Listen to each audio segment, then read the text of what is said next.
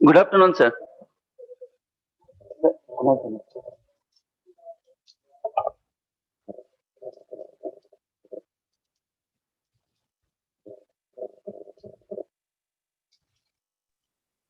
Hi, Kunal. Hello. Beena. Oh, Beena. Right. Sorry, I can't see you. No, you can't. Hang on. I'll just, my connection is not so stable, but I'll just say hi here. Here I am. Okay. Good to see you. Good to see you. Look forward. Yes. Good afternoon, Professor Kunal Sen. This is Professor Madheswaran from ISEC. Oh, Dr. Madesh, I can't see you. Yeah, I'm here. All right. Okay. It's a bigger hall, bigger seminar hall. Yes. And also another chief guest is here. I will introduce you. It is Dr. Sanjeev Kumar. He is the additional chief secretary of the state government and the chief electoral officer of the state as well. Very pleased to meet you. And of course, he is more interested in research, academics, and as a bureaucrat, he has written near about 19 articles, and there are 3 books in process. Sometime I'll send you some of the articles which will be very interesting to you. It's excellent. Thank you.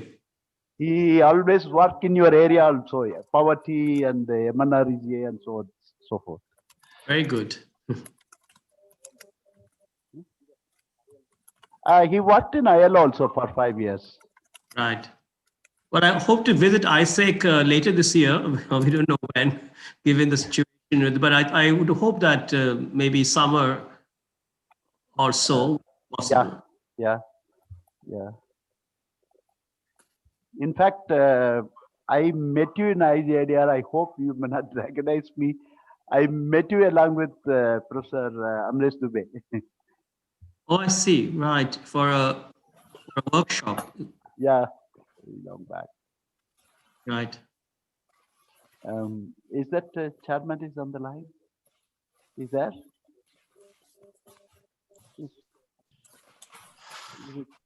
Chairman is on the line? Yes, Madheswaran, I'm here. Yeah. Okay. Hello, Professor Kunal Sen. You are mute. Good to see you after a long time. Yeah, really, after a long Last time we met was in Delhi. Yeah.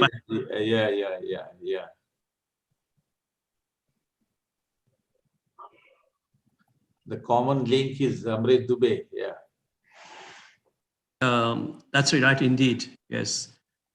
Amarish and I keep on trying to find some way to work with each other. Yeah. Of course, in fact, Amresh and myself, we are very close friends for about more than 2.5 decades. Right. Shall we start Chairman sir, here Dr. Sanjeev Kumar, Additional Chief Secretary, Chief Electoral Officer, also here next to me as a chief guest. Yeah. Welcome.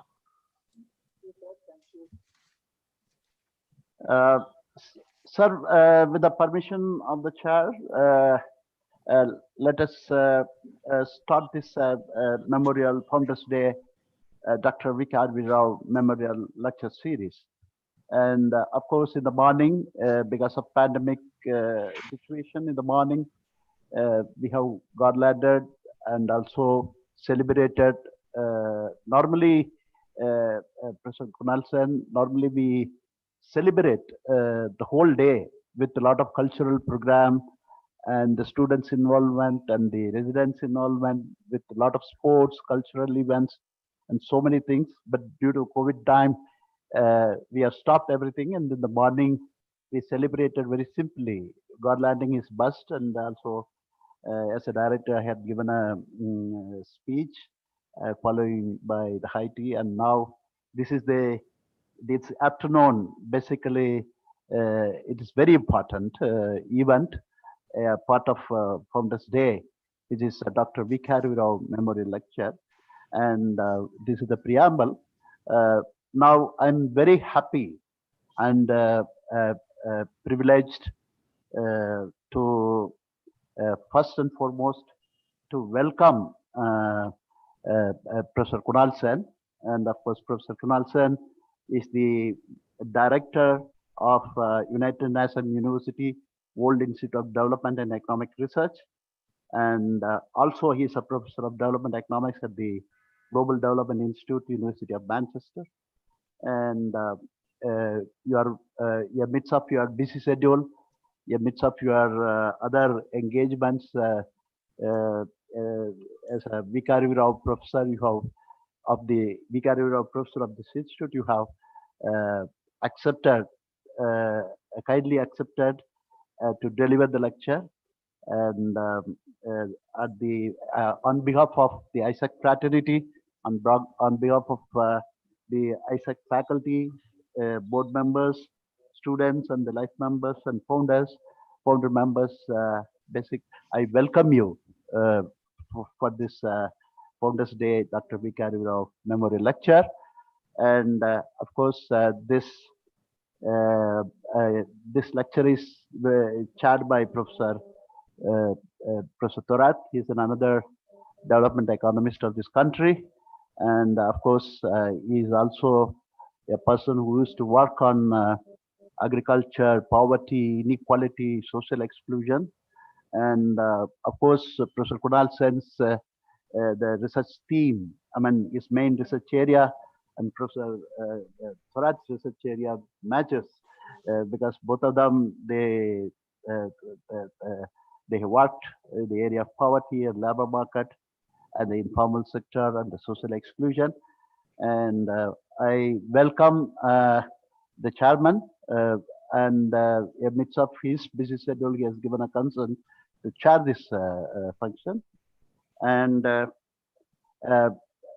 very importantly, and it is a great honor and the pride for the ISAC. We, the ISAC, always have a very close relationship with the government of Karnataka. And of course, next to me, Dr. Sanjeev Kumar is an additional chief secretary and the chief electoral officer of the state right now. But the thing is, I know Dr. Sanjeev Kumar for the past almost 2 decades, less than 2 decades, almost 17 years. And Dr. Sanjeev Kumar has a great expertise in many fields. Basically, he's very the issue on labor market is very close to his heart. And he also worked in ILO, and he has worked in many departments like labor department, planning program, monitoring and statistics department, skill development department, and rural development and Panchayat Raj department, and also that he worked in Department of Personal and Administrative Reforms, and more than dozens of departments I don't want to list. In his lifetime he worked, and also he's a great academician than a bureaucrat, because I'm very fortunate enough that to was a supervisor to his PhD, and which was awarded, and he worked on MNREGA. I think sometimes Professor Kunal is a person he worked a lot on poverty. When he comes to Bangalore, I will bring him to the government. We'll have a lot of collaboration, even with Professor Kunal. Yeah, and also very importantly, I would like to underscore that Dr. Sanjay Kumar, whatever the department he worked, he brought a lot of innovation and innovative ideas. And he's the first one. He roped me in as an economic advisor in 2010 in the government. I worked as an economic advisor for five years, and we both have worked and brought a very sound monitoring and evaluation policy of the state, which has laid a foundation to set up a Karnataka Evaluation Authority. And Dr. Sanjay Kumar is the brainchild. Of course, I was very fortunate enough and honored to work with him. And the whole India is now, it's a role model. All the government now haunting the Karnataka government, the model which we have created, Karnataka Evaluation Authority, which is an independent evaluation office, to bring a very strong evaluation and the monitoring of the state, which is very useful to bring the better governance and the transparency for the government. And also that he's the first person, those time the economic survey of many states, if you look at it, he basically, it is very shabby. He redesigned the whole economic survey, and it looks like a very critical analysis book of the state, this Karnataka's economic survey. He's the brainchild behind redesign the economic survey. And I worked with him. I was part of redesign the economic survey. I worked for 5 years. 5 years, we both have written the economic survey of the state. And also we brought human development report. SAR is the brainchild to bring the human development report for the state, and also all the 30 districts of human development reports. There are many things, even if you look at regional inequality. The first, the IAS officer bureaucrat felt very it's very heartening and felt very bad. And he's the person that looked at the comprehensive development index, which was created by none other than Professor Nanjundappa, and he re-looked at it, and he has given a new renaissance to this comprehensive development index, which is useful for devolution of the funds to the rest of the most backward and more backward taluks. And he is the root cause and the brainchild behind bringing 371J article, a separate reservation for Karnataka, Hyderabad, Karnataka, now Kalyan, Karnataka. And when he was a DPR secretary, we worked day and night. Of course, I was also part of that committee. And sir, with all these things, and also he's a well-wisher to the ISEC, and he has pushed several projects, not only 1-2 projects. It is a countless projects. For the past 17 years, he has pushed several projects. Even right now, he is in election commission. He has pushed near about 2 crores worth project to our institute. And of course, I am fortunate enough, myself and my colleague Wani have written, and he made us to write the state action plan. And also that among all the states, because of his initiative and everything, he got the best election commission award for this state. So this all coming extempo because I worked with him for many years. That's what I have not written any paper to read out, because it comes from my extempo. So yeah, we felt that Dr. Sanjay Kumar is the right person as a guest of honor today for this Professor V.K.R. Rao Memorial Lecture, because you have the vision of Professor V.K.R. Rao in interdisciplinary or to bring the evidence-based policy making and so on and so forth. We are welcoming you, sir. And we need continuous support from the government to the institution. Of course, Professor Kunal also is a person, is a development economics person. And when he visits here, we would like to have a very great collaboration with the UNU, ISAC, and the Karnataka government in many evidence-based policy making. That is what my kind submission in this Founders Day lecture in the preamble. And when I talk about, I hope my my colleague Professor Krishna Raj will talk about, introduce the speaker. Even then, introduce the our Vikarya Rao Chair Professor Kunal Sen. But nevertheless, as a director, I know him. I read most of his books. I read most of his articles. And of course, Professor Kunal Sen was educated at Elphinstone College in Delhi, and also studied in Jawaharlal Nehru University. And also he did his PhD in Rutgers University. And currently he is the director of the well-reputed, the internationally well-reputed United Nations WIDER, the director of WIDER. And also he is a professor of development economics at the Global Development Institute, University of Manchester. And of course, his main area are economic growth, analysis of poverty, and also the labor market, international trade, and the finance. Of course, he has written many books and many articles. Of course, when you introduce, Professor Krishnaraj will say a detail about his biodata. And more than that, I'm very, it is a very encouraging, sir, Professor Kunal.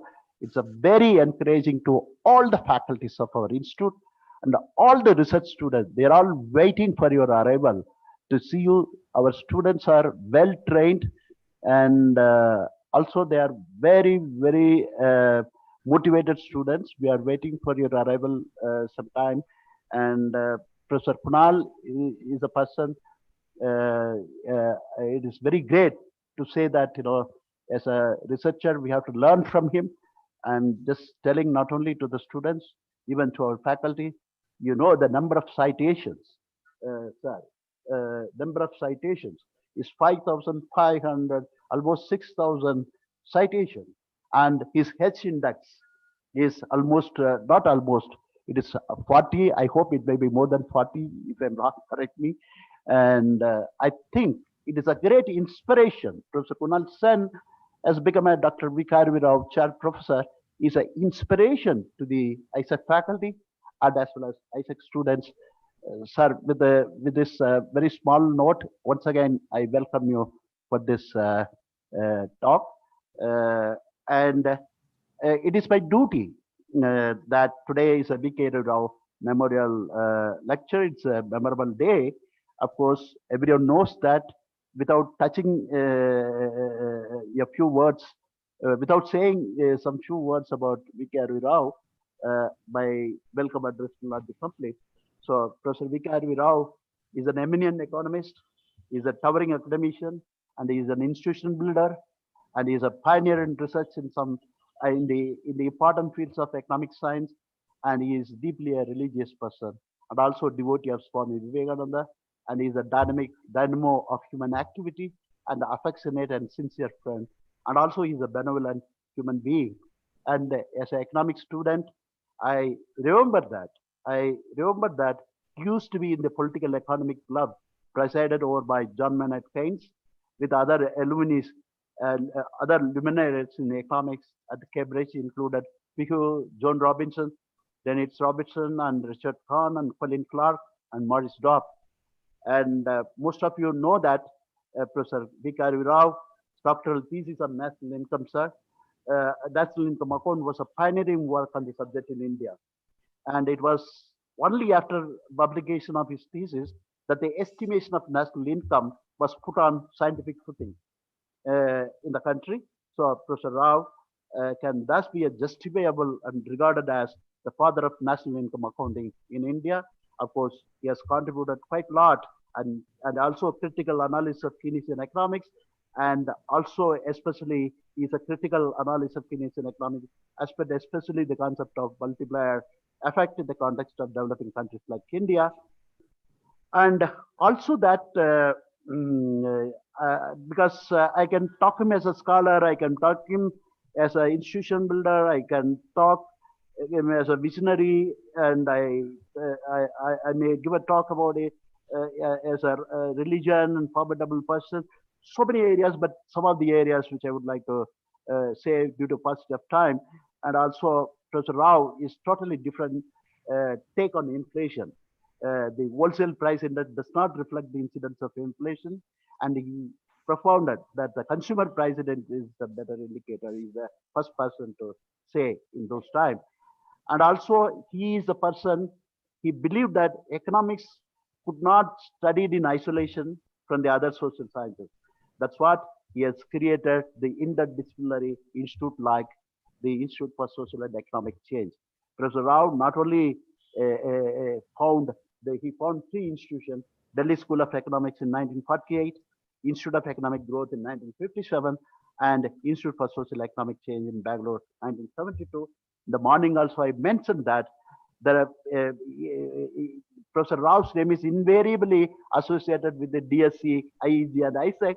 But today I want to say, from many records I have seen, what is not well known is that he was instrumental in the establishment of Indian Council of Social Science Research, ICSR, which is apex body for social science research in the country.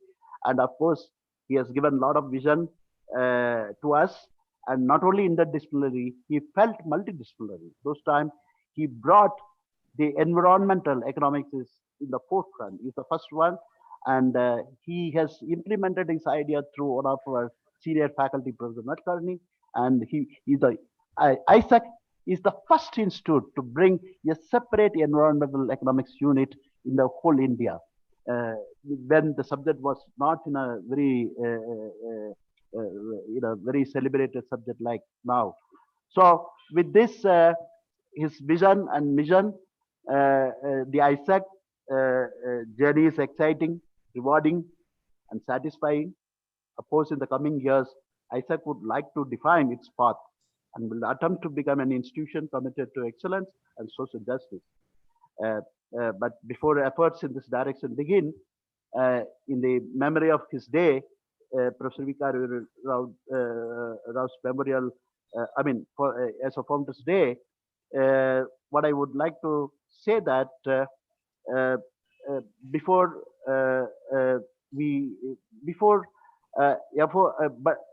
take efforts in this direction begin, we need to pause, ponder, take stock, and spell out the vision for the coming decades. So we began the reflection on his vision with the formulative idea of Professor V.K. Rao and subsequent changes in the social science domain of this country. With this few words about remembering, with a few words, and also I welcome the people on the dais. Professor Meenakshi Raju, he's my colleague. She's the RBI Chair Professor of Center of Economic Studies and Policy. She'll give a vote of thanks. And my colleague, Professor Krishna Raj from Center for Economic Studies and Policy, he will introduce the guest speaker. And also I welcome the Honorable Board of Governors of this institute, and also founder members of this institute, and the life members of the institute, and the students, and my dear colleagues. And thank you very much. Once again, I welcome all of you, and especially I welcome the two illuminaries as Professor Kunal Sen and Dr. Sanjeev Kumar. And thank you very much.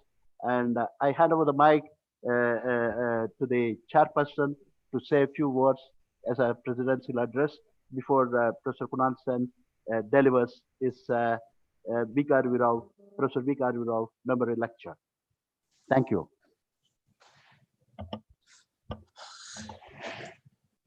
No, you, Dr. Madheswaran, you have said You have not said the things in few words. You have covered everything.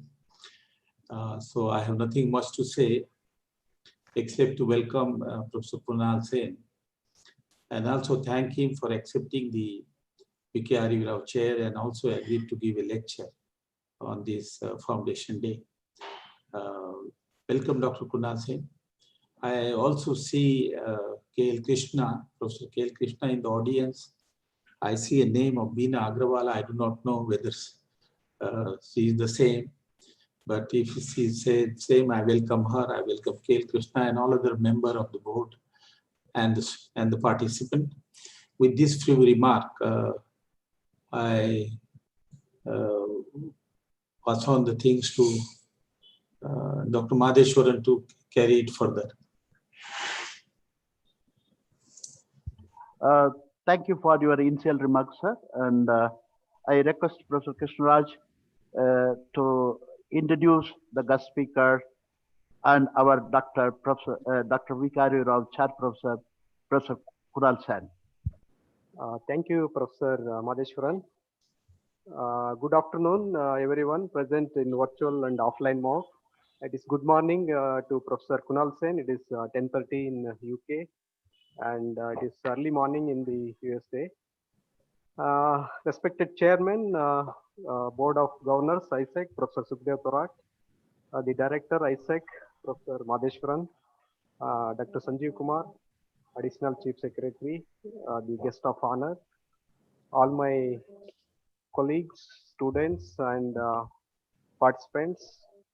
I'm very happy and honored to introduce a distinguished guest speaker, Professor Kunal Sen. He's a renowned economist and Professor VKR Rao Chair Professor at ISEC.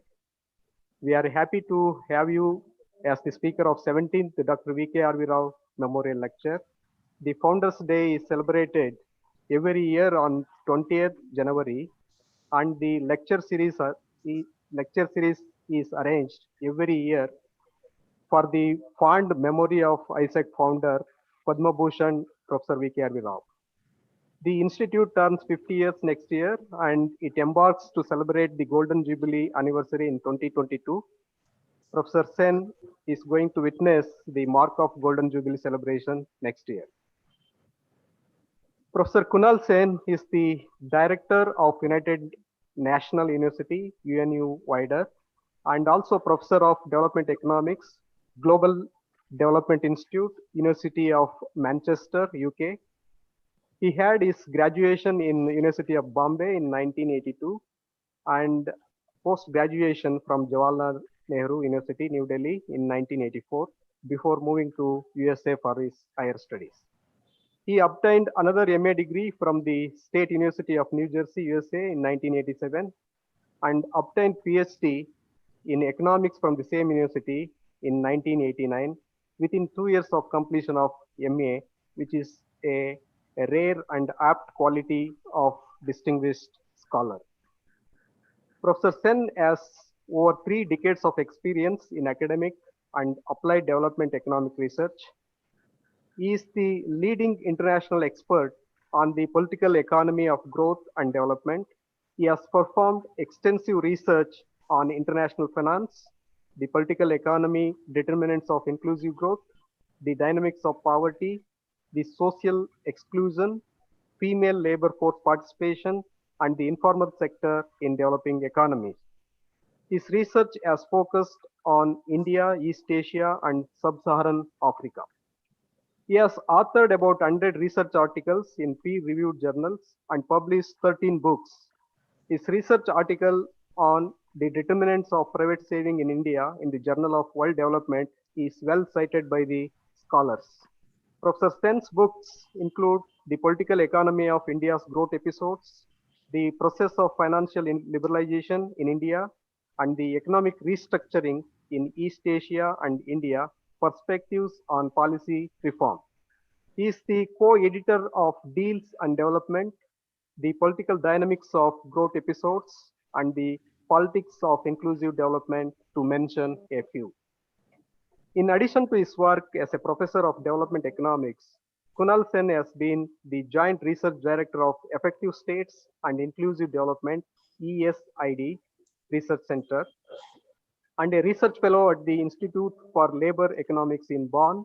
He has also served in advisory roles with national governments and bilateral and multilateral development agencies, including the UK's Department of International Development, DFID, Asian Development Bank, and the International Development Research Center, popularly known as IDRC.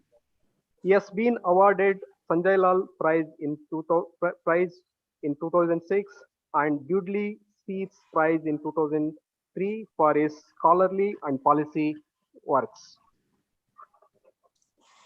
Today's lecture by Professor Sen on finance, gender, and entrepreneurship, India's informal sector firms, will share insights on the role played by financial inclusion in entrepreneurship in India's informal economy, drawing on the recent study carried out with Ira N. Gang and Rajesh Raj Natarajan under UNU wider Transforming Informal Work and Livelihood project. We are very happy to have you, sir, as our guest speaker. I wish you all the best for your lecture. Thank you. Thank you very much for the kind introduction, Dr. Professor Raj, also Professor Thorat and Dr. Madheswaran.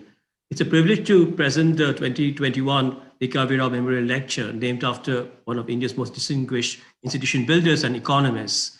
I'm also very delighted actually to speak to the ISEC faculty, staff, the board, and well-wishers. And I'm looking forward to visiting ISEC in person as Dr. V.K.R. Rao Chair Professor for the next 2 years, hopefully in the summer of this year. So my paper that I'll be presenting brings together 3 different interests that I've had for the last 2 decades of my research. I was very interested in understanding finance and the role of finance, and I had a book published on India's financial liberalization much earlier from Oxford University Press. And then more recently, I've been working, for the last 2 decades actually, I've been working on the Indian informal sector. And more specifically, also I've looked at questions around female labor force participation and so gender. So this paper, I try and bring together these 3 interests, and I specifically look at the interrelations between finance, gender, entrepreneurship in India's informal sector.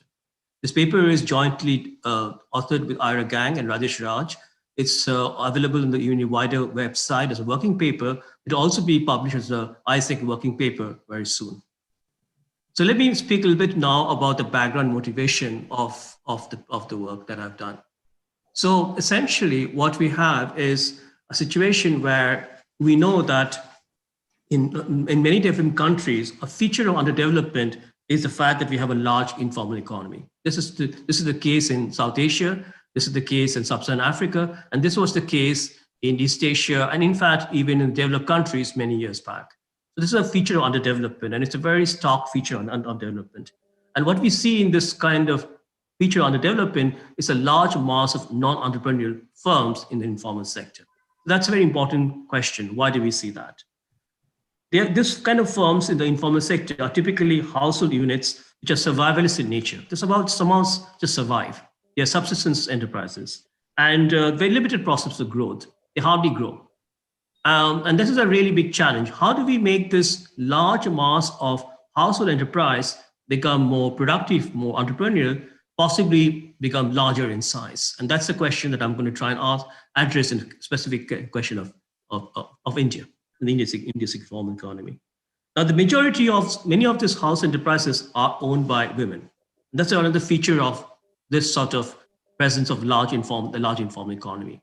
Many of these enterprises are self-employed enterprises, which are majority owned by women. Not all, but majority are owned by women. And that's again a very important challenge to understand this very big gender disparity that we see in the informal sector. There is a literature that tries to understand why do firms make this transition from being non-entrepreneurial house enterprises to becoming entrepreneurial firms. But the problem really is we don't really have a clear sense of what drives this transition. Why do we see this movement from non-entrepreneurial firms to entrepreneurial firms? And actually, why do we see very little of this movement? Because in fact, in the case of India, for example, we see very limited movement from non-entrepreneurial firms to entrepreneurial firms in the informal sector. Now, one of the things that often have been discussed in this literature is finance, the role of finance and access to credit. And of course, in India, as we know, for a very long time, since the independence and more recently, certainly since 1969 onwards with the bank nationalization and so on, the Indian policymakers always thought of finance as being very important for the poor. And so as a consequence in India, certainly the understanding the financial inclusion can be an important trigger for making firms more productive or allowing firms to grow. It's always been there. And that's something that we're going to try and address in this specific context of looking at gender entrepreneurship in the informal sector. So we're going to try and look at this interrelationship between finance, gender entrepreneurship, and we will specifically look at the Indian informal sector. Now, let me move on to informal India. And I think this, for the audience here, this is very well known. In India, we have the highest in absolute numbers of informal workers in the world, by far. And a very high proportion of informal workers in India, a very high proportion of workers in India are in the informal sector. An estimate is around 83% if you look at the NSSO 2019 estimates in 2017-18.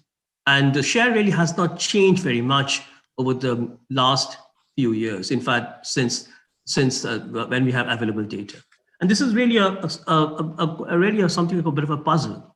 I have talked about this a little bit in a book that I co-authored with Adish Raj from Oxford University Press, but Pranab Badhan also mentioned this in an article some years back, that why is it that in India, given India's rapid growth, certainly since the 1990s, why is it that informality in India has been a persistent feature?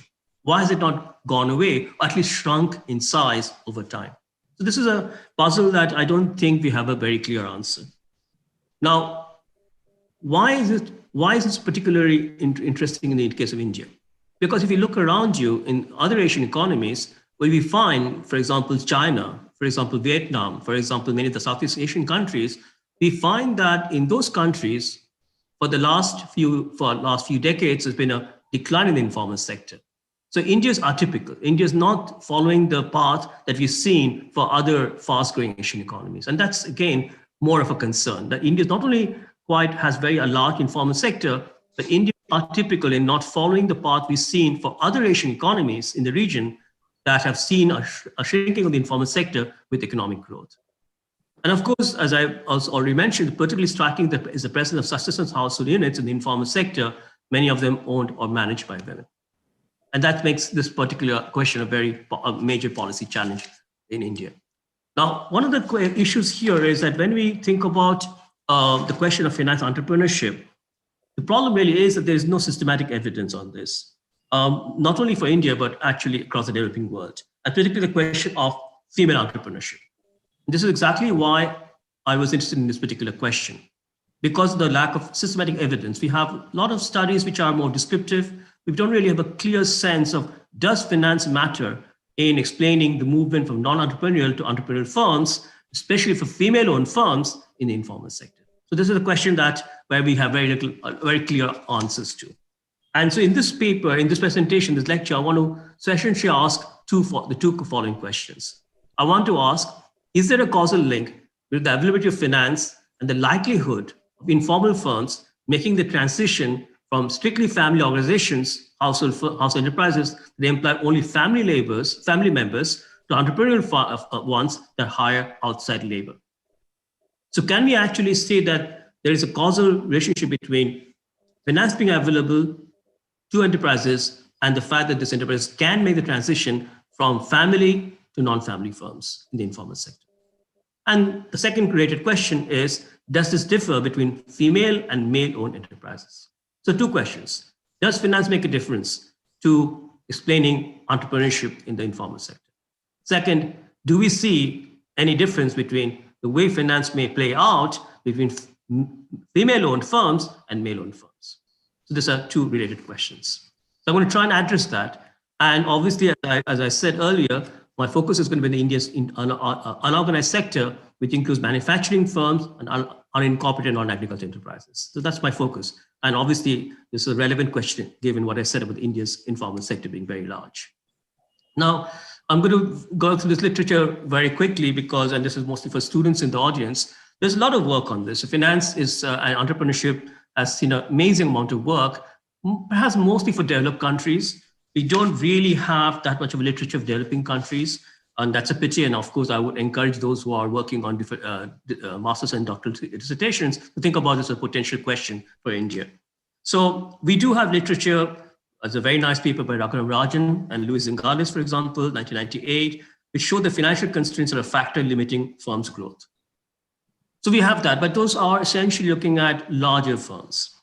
And there is some literature that looks at smaller firms and which says the smaller firms face greater financial constraints. And if you ease the financial constraints, you seem to tend to see a decrease, there may be a decrease in, easing of financial constraints is associated with an increase in small firm growth. Sorry, that's a typo there. So if you ease financial constraints, then you see an increase in small firm growth. But even there, the evidence is not completely clear. Some studies argue that access to credit helps small firms grow faster and is important for developing micro enterprises. Others find little role for access to formal credit in firm growth. So even the evidence on finance and firm growth, finance entrepreneurship is quite equivocal. And we seem to see studies which point in different directions. And that's something to keep in mind, that we don't really have a clear sense of direction from the literature or what we might expect to see when you think on finance and its effect on firm growth, entrepreneurship, and so on. And of course, there's very little work on the gender dimension of this. So what do we need to know? What we need to know are the following questions.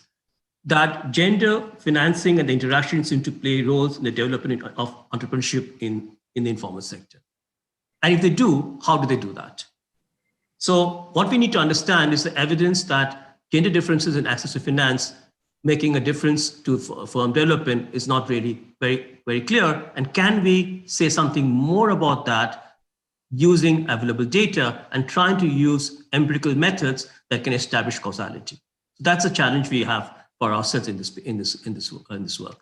One of the things that one of the problems that I think in the literature is that most of the work that we've seen, even for India, has used the World Bank Enterprise Survey. And the problem with the World Bank Enterprise Survey, which is a very good survey and extremely thorough in covering formal firms, it does not really cover, does not have information firms in the informal sector. So the World Bank Enterprise Survey, which is very much even used in this literature, is not really containing information of the informal sector. And of course, in India, we need to worry about that given India's informal economy size. So we're going to try and use data sets, which I have been using now for many years now, which overcomes many of the problems associated with the World Bank Enterprise Survey. And I will be using National Sample Survey data. So the data sets are really important in our context. Now, one thing that's really important in this discussion is, since the 2000s, the Reserve Bank has followed an aggressive policy of financial inclusion. This is something that, and if you think about the history of financial policy in India, if you recall, in India, we had a period of bank nationalization, social control of banking, and then there was liberalization in the early 1990s. And for quite a long time, there was a fairly market-driven approach to finance. But in the 2000s, the Reserve Bank took a very strong interest in trying to promote financial inclusion. And that's something we're going to utilize this particular period of financial inclusion that we see and say, did this make a difference? Did this period of financial inclusion make a difference, explaining entrepreneurship in the informal sector and then gender differences in entrepreneurship? So that's one advantage we have, that we have a period when we saw major financial inclusion. What exactly did the Reserve Bank do? So in 2005, the Reserve Bank began classifying districts as underbanked if the population per bank branch was greater than national average. In other words, if the population density per bank branch was greater than national average. In other words, those districts didn't really have too many banks compared to other districts, where the population per bank branch was below national average. So they started dividing districts as being unbanked or underbanked and being banked. And then what they did was that they said to commercial banks, okay, you got to go and start opening branches in those unbanked districts. We're going to make clear to you that you got to start opening branches in those unbanked districts. Why are they unbanked? Because you're not present there. And so in 2011, banks instructed to open at least 25% of the total branches in a year in unbanked rural centers, a 4-to-1 norm as against the previous 1-to-4 norm. And this is an interesting change in direction, the Reserve Bank, because that was not the case before. And certainly, if you had, as a commercial bank, wanted to open a branch in a city, let's say Bangalore, you had to show that you're also going to open a branch in an unbanked district, perhaps in Karnataka, perhaps elsewhere. So this was something that was done quite carefully. And we're going to try and utilize this particular experiment, if you wish, that was happening in financial inclusion to see how much that made a difference to entrepreneurship in the informal sector. So we are able to utilize a particular policy experiment that happened in the 2000s. And the bank, so Reserve Bank would say to commercial banks, okay, you got to plan for financial inclusion, you got to set targets opening branches, you got to have small size savings deposit accounts and debit accounts, and you got to provide small size overdraft. So not only opening branches in unbanked districts, but you got to make sure that you're targeting small enterprises and so on. That was a clear policy shift that happened in the 2000s. Now, on gender too, one could argue there was some further developments too in this period. So the period between the 2010 to 2015, we saw rapid expansion of banking availability in India, aimed particularly at the unbanked, underbanked, and women. So that was very clear. This was the Reserve Bank pushing back commercial banks towards this direction. At the same time, there were two large programs which were initiated. One was the Bharatiya Mahila Bank program, started in November 2013, and the Pradhan Mantri Jan Dhan Yojana scheme started in August 28, 2014, which is the one we all know quite a bit about. And there was no doubt that during this period, we saw a share of adults with bank account more than doubling from 2011 to 2017 to 80%. There's a big increase in adults with bank accounts in this period, and perhaps more recent data will suggest even further increase. Also, among women, account ownership increased by more than 30% between 2014 and 2017. So if you look at the observable metrics of financial inclusion, you seem to see quite a bit of progress. Of course, the question that we want to ask is, did it really make a difference to entrepreneurship? See, if you see this graph, so here the graph shows, and we have data from 2017, you can see that the share of positive balance accounts, so accounts that have some money in the account, not just zero money accounts, you can see that there's been quite a remarkable increase in both the urban and rural shares in terms of the number of accounts. You can see that by 2017, it had reached about 300 million accounts. And especially if you look at the rural side of the story, and when we looked at 2014, you hardly saw any rural bank accounts with positive balances. But by the time it came to 2017, you could see about close to over 100 billion, which had positive bank balances. Of course, there's also an increase in the urban side too. We saw quite a significant number of positive bank balance accounts in the urban sector too. So it was both rural and urban too. In terms of the move from unbanked to banked, so if you look at the numbers in 2010, 2011, and 2015, 2016, and these are the two periods we could be looking at on our empirical analysis, you can see the banked number of districts went up from 207 to 2018. Underbanked went down from 355 to 344. Perhaps not significant, you might say, but this is just a 5-year period. Interestingly, the national average of population per bank branch is a measure of unbankedness, as I said in the Reserve Bank's policies, went down from 13,000 or so to 8,783. Big decrease, almost 50%. So at least as far as the national average of population per bank branch, we do see a significant increase. So just to give you the policy background, and it's important because this is going to be something we're going to use in our empirical analysis. Okay. At the same time, and this is not surprising for many of you, we know that in India, we see significant spatial disparities in banking availability. So if you look at population per bank branch, high to low, so high means very few banks in the district, and low means quite a few banks in the district, you can see there are significant problems on unbankedness in northern India, and quite less of a problem in southern India. So you can see here, especially a huge problem in unbankedness in northern India and northwest India. And we can see as you go in this direction, you can see much less of a problem. So there are significant spatial disparities, but we're not going to get into that so much in this presentation. Okay, what data do I use? Of course, for those of you who work with informal sector data, we know that we have extremely good data for India. So we are essentially using unit level data. So we're using firm level data for 2 years.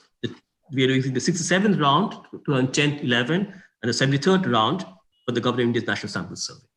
The 2 rounds. These are India-wide enterprise-level surveys, stratified by district, focusing on unincorporated non-agricultural enterprises in the unorganized sector.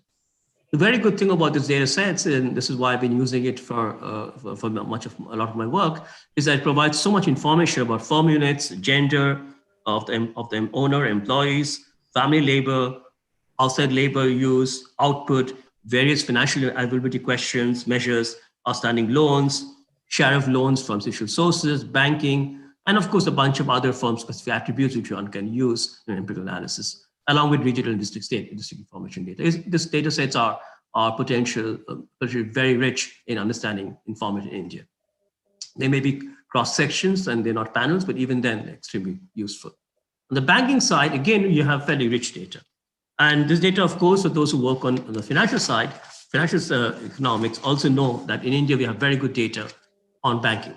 So what we have here is that we have banking variables drawn from the Reserve Bank of India's basic statistical returns. This includes number of branches, number of deposits, amount deposited, and so on. And because we need to obviously make sure that we have per capita numbers, we use the relevant population figures from India's 2001 and 2011 censuses to obtain per capita figures.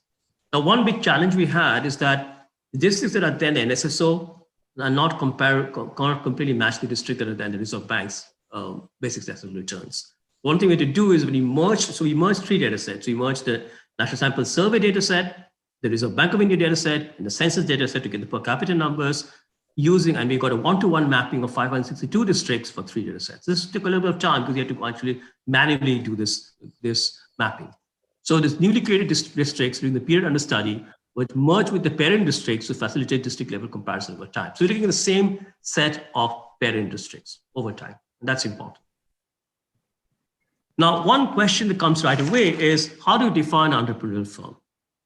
And what we do, and we have played around with this definition, and the results already changed, is that we say the entrepreneurial firm is a firm that at least has one hired worker, somebody not from the family. So the enterprise might have family members, which is of course, very common, working in the enterprise, but it has at least one hired worker.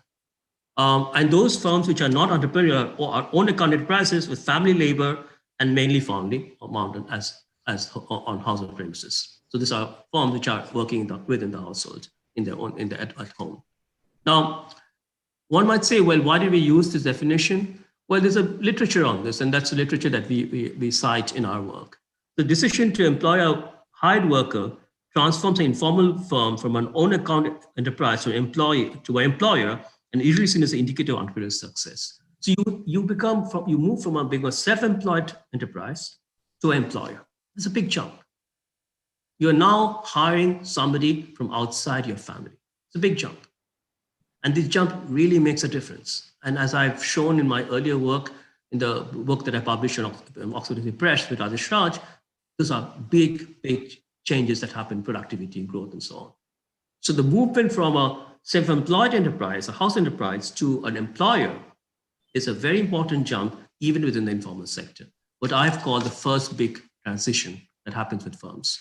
The hiring of non-family workers for a house enterprise involves the implicit barrier to entry. And because if you think about it, the moment you hire somebody from outside the family, you've got to pay that person some wages. Where do you get the money? And that's when, of course, credit might come in or other resources. So, and it is also the case, and I have argued this in a separate paper that is published in Manchester School Journal, that it's not only about getting the money to get the hired worker. It's also that you now have somebody in your enterprise who you need to monitor. You need to watch to make sure that that person is working. So it involves your time as a monitor of that particular worker. And that means suddenly you, as the manager or owner of the firm, need to start thinking of monitoring and screening. And this is a very big move for any particular owner of a firm. And this is why we think that this is what makes the difference between non-entrepreneurial and entrepreneurial firms. It's a simple way of thinking of entrepreneurial firms, and of course, giving the data availability, that's what we think makes sense. But we did actually try to also use other thresholds, not just one worker. We said, okay, what if the firm has 2 hired workers? What difference does it make? We didn't find any difference in the results. So we have stayed with this at least one hired worker, the definition of entrepreneurial firms. So firms that have managed to make the transition from own account enterprises to becoming employer have managed to overcome this barrier not only of getting the money to pay the wages of the hired worker, but this barrier that they are now able to monitor the worker from outside. And these are really big, very important decisions for firm owners to take, and managers to take. And that's why this is a very important question of how firms can transition from household enterprises to employers. Now, the finance constraint measure we have from the NSS data, and it's fairly straightforward. So we have 3 measures, because we know that using one measure by itself might be somewhat problematic. So the first measure is a very nice measure where the firm is asked, have you faced a finance constraint? Did you have problems borrowing from outside? So it's a self-reported measure. This is a binary variable. You say, yes, I did face a problem borrowing, or I didn't.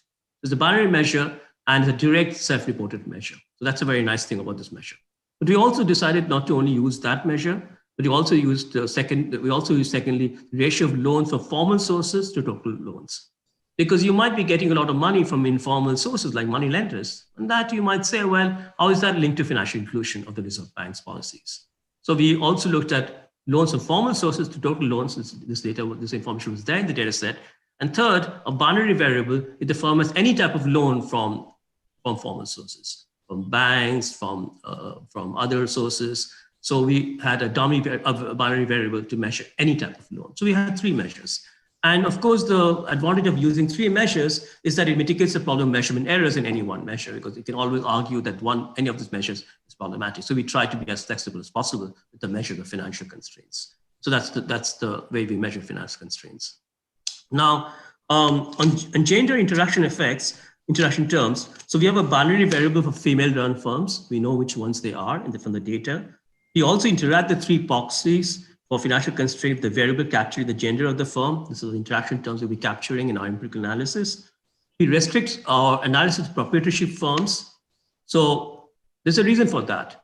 First of all, we don't really lose too many observations by limiting our sample to sole proprietorships. It is not very costly losing observations. But also, if you have partnership firms, we don't really know who the face of the firm is, who will be running the firm. And we need to be very clear, because we're talking about here the fact that a male-run firm versus a female-run firm, we're going to try and understand the differences there. So we therefore did not exclude partnerships, but as I said, it didn't seem to be making a difference in terms of the number of observations we had in empirical analysis. Now, the descriptors I'm going to show you is on entrepreneurship finance constraints. So the graph here shows here on this side, firms which said, yes, we face a finance constraint, the self-reported measure. And on this side, it says firms who said, no, we did not face a finance constraint. And what we find that for firms which said that they faced a finance constraint, 39% of them are non-entrepreneurial firms, 39%. While firms which said they did not face a finance constraint, only 33% are non-entrepreneurial firms. So basically, we seem to see right away that if you have not faced a finance constraint, you're more likely to be an entrepreneurial firm. Now, this is not causal, so this is pure correlation, but the descriptor is suggesting there's a bit of a difference here between firms which are entrepreneurial and non-entrepreneurial firms when it comes to financial constraints. Because entrepreneurial firms seem to say they're facing less finance constraints than non-entrepreneurial firms. And that's something that right away we think is interesting in the descriptives. Also, on gender entrepreneurship, and this is not surprising for many of you, we find absolutely stark differences. So for example, we find that, that male-run firms, 58% of them are non-entrepreneurial, 42% entrepreneurial.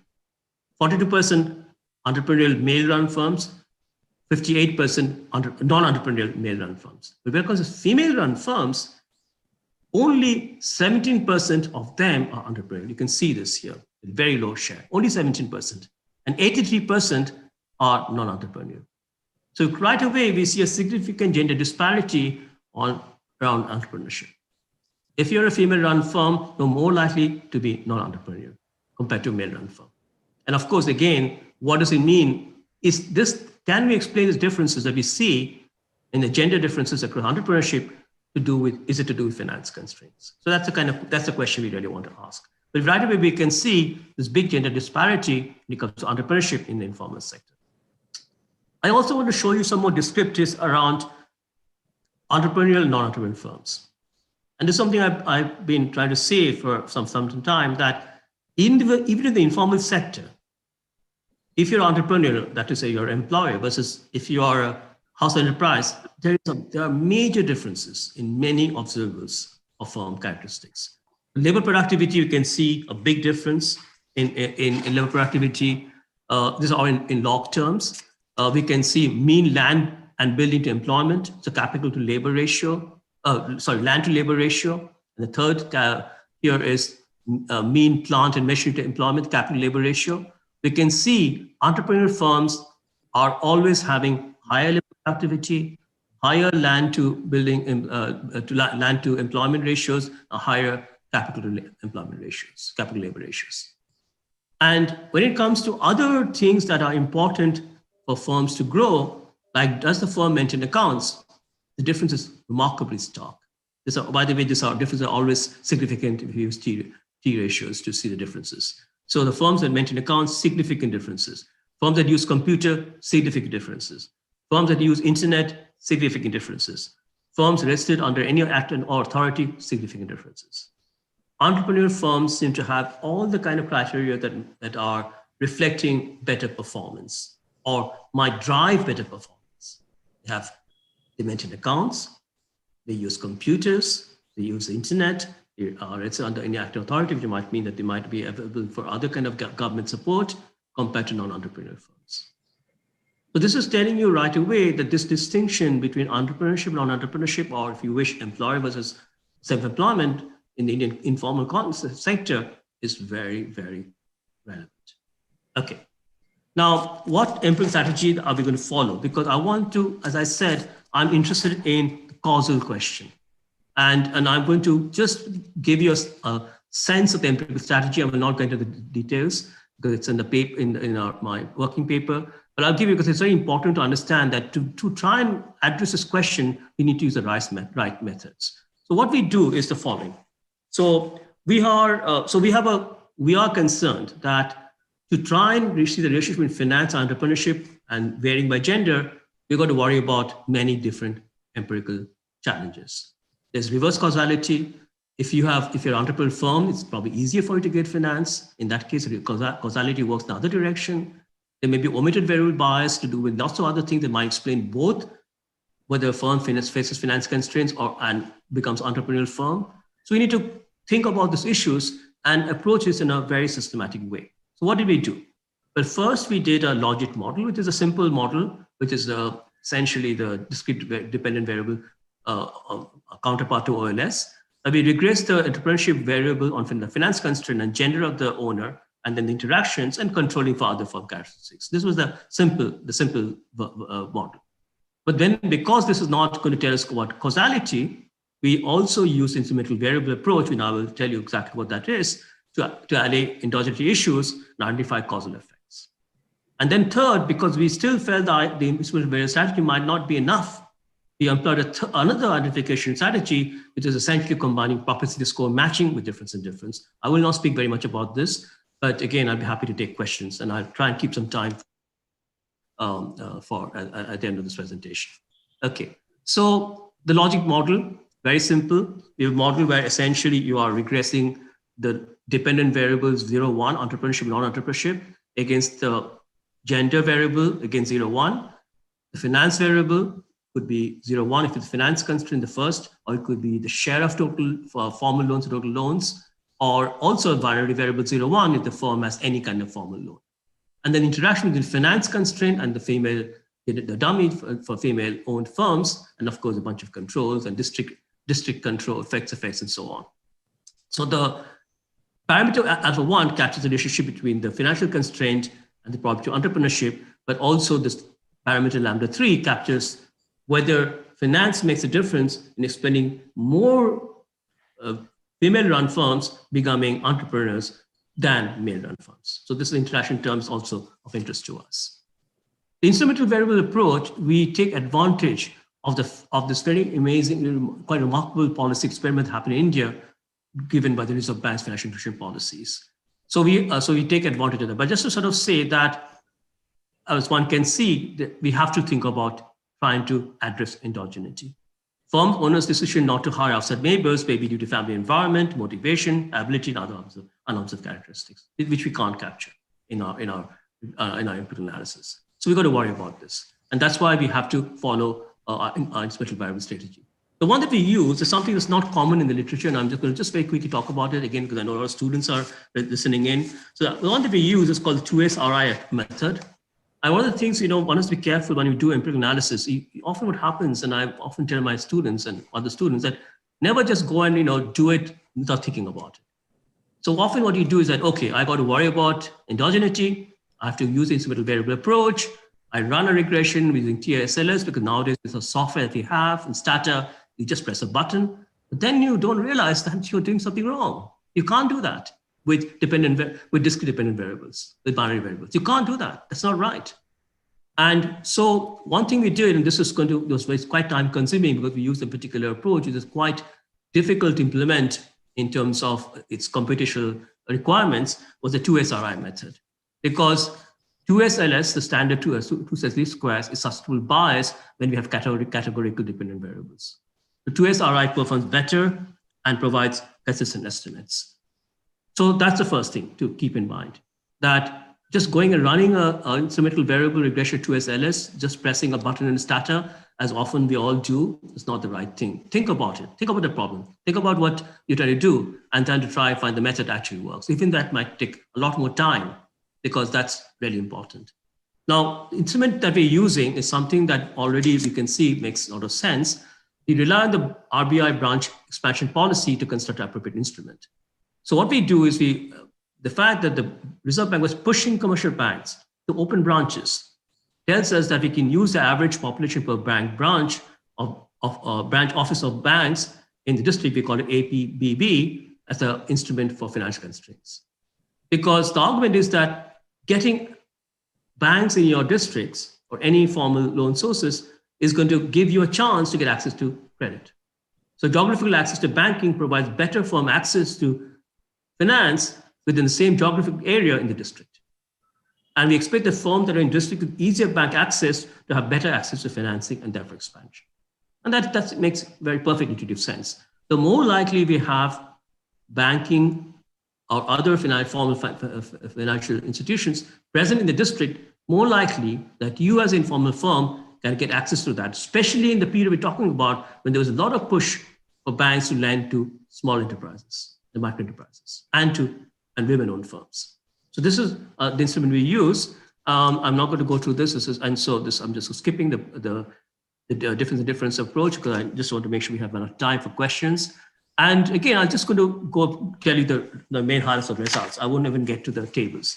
Just the main highlight of the results is we find absolutely clear evidence that finance makes a difference to entrepreneurship. Clear evidence.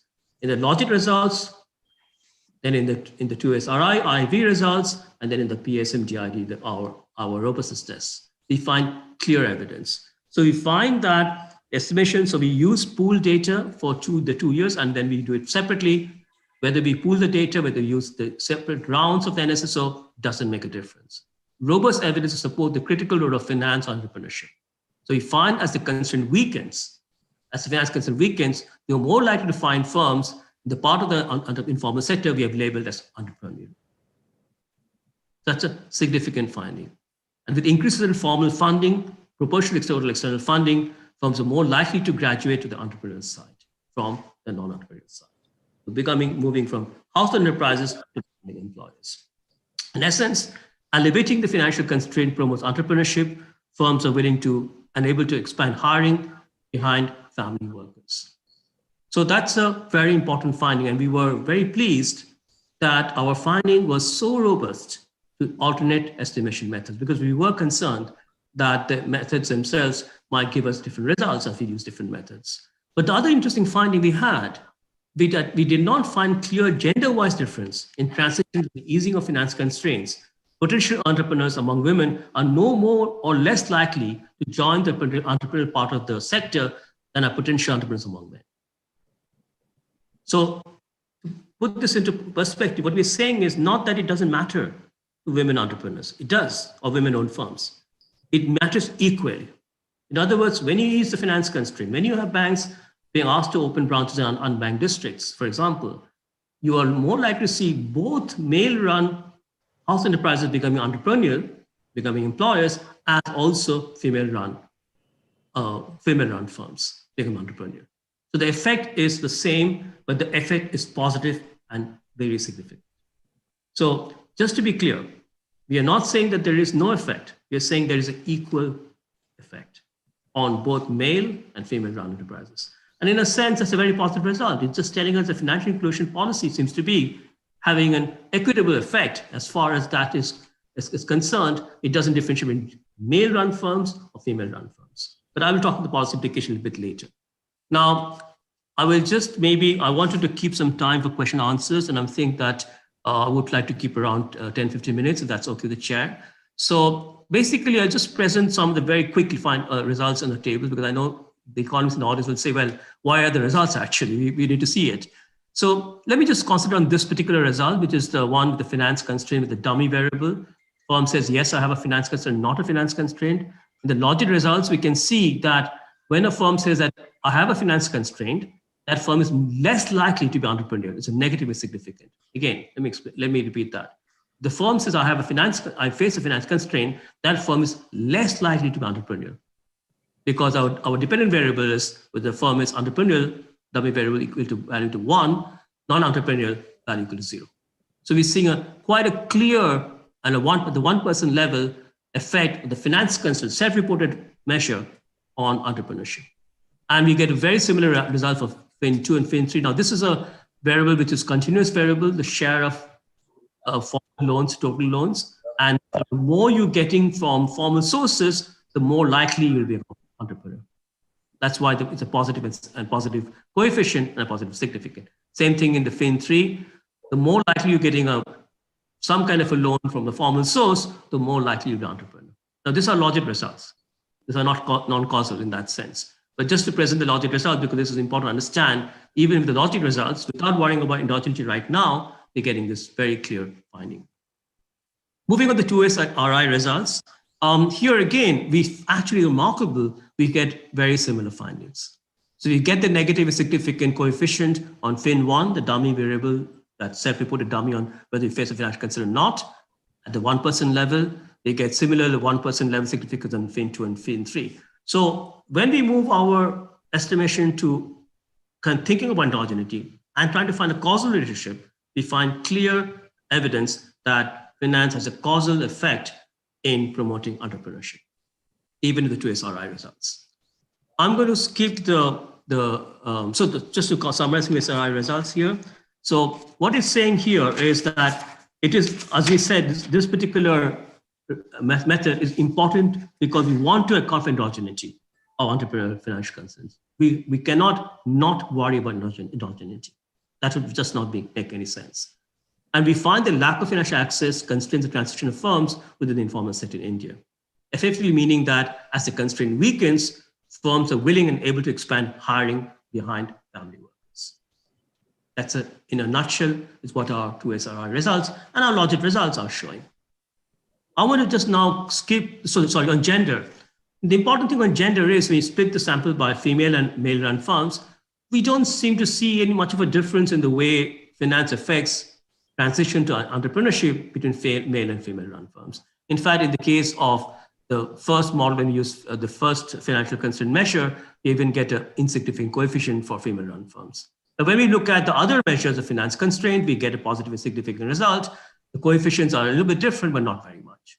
So the bottom line here is, as the finance constraint weakens, both male-owned and female-owned firms are willing to hire workers outside the family.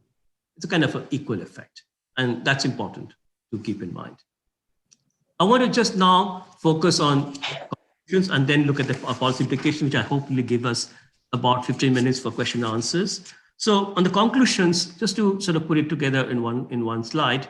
So what we say that whichever measure of finance concern we use, we find clear evidence that finance concerns matter the likelihood of becoming an entrepreneur in the informal sector in India.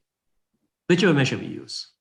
That finding is extremely strong and robust, and also robust to different empirical methods.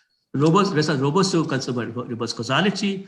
You obtain similar results with a main identification strategy, information variable estimation, using 2SRI as when we use loss estimation. And also when we use an alternate estimation method, which I didn't speak very much about, but which is a very nice method, which is what is called a propensity score matching difference and difference measure method. So basic bottom line here is the results are fairly robust. However, we find less conclusive evidence that effective financing is encouraging female entrepreneurship more, the word is more, the stress, than male entrepreneurship. Our results here are sensitive to the choice of the finance constraint, as we saw in that slide that I showed you, that we use as explanatory variable, both in logit and 2SRI results. So we're getting slightly inconclusive evidence as far as the differential effect is concerned. This does not mean that finance constraints do not matter for women entrepreneurs. Instead, our results imply that financial inclusion matters for both women and male entrepreneurs. And that's very important, because otherwise you might think, well, are we saying that it doesn't matter? No, it does. It matters both male and female entrepreneurs, or male or female run firms. So what are the policy implications then of our results? In a way, it's quite encouraging, and we were surprised to see this actually, because in India, often we had different measures of policy and financial inclusion, and often it seemed they haven't really worked. Now, we haven't looked at every aspect of the financial inclusion policy the Reserve Bank of India followed in the 2000s. We looked at a very specific, particular outcome variable.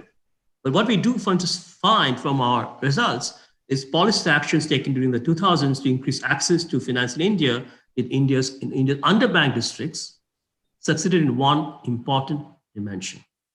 What was the dimension? It contributed to the growth of entrepreneurship in the Indian informal sector, enabling many of the self-employed family enterprises to become employers, hiring outside workers. And if you don't think this is an important thing, well, what I showed you in the descriptors should convince you this is very important. Because being an employer makes you much more productive, much more likely to grow, much more likely to use many things that are important for firm growth, access to internet, access to having a book, using accounting, for example. Many of the things that are important for firms to grow. That therefore, the fact that we seem to see that the financial inclusion policies followed in the 2000s have contributed to the growth of entrepreneurship, enabling many self-employed firms to become employers, is a very significant finding. Finally, we also say it helped both female and male enterprises. So in that sense, I think that even the implication of gender is quite significant. Let me stop here. I think that gives us 15 minutes for Q&A. As I said to Dr. Madhureshwaran, I wanted to keep some time for discussion. So if that's okay. Thank you so much. Yeah. With the permission of the chair, that it's a wonderful, Professor Kunal, it's a wonderful and a very thought-provoking lecture, which we have learned the new method 2SRI. Normally, we use the continuous variable, use the 2SLS now.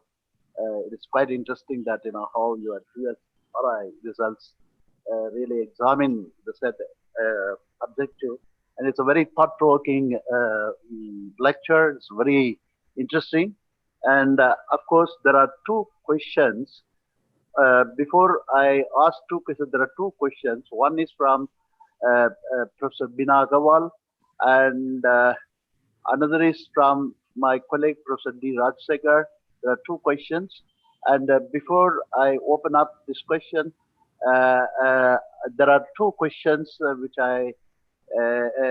already they have raised their hand, and I request Professor Thorat, would you like to ask question? And second, I call upon Dr. Sanjeev Kumar to then Beena Agarwal, Professor Beena Agarwal, and Professor D. Rajsekhar.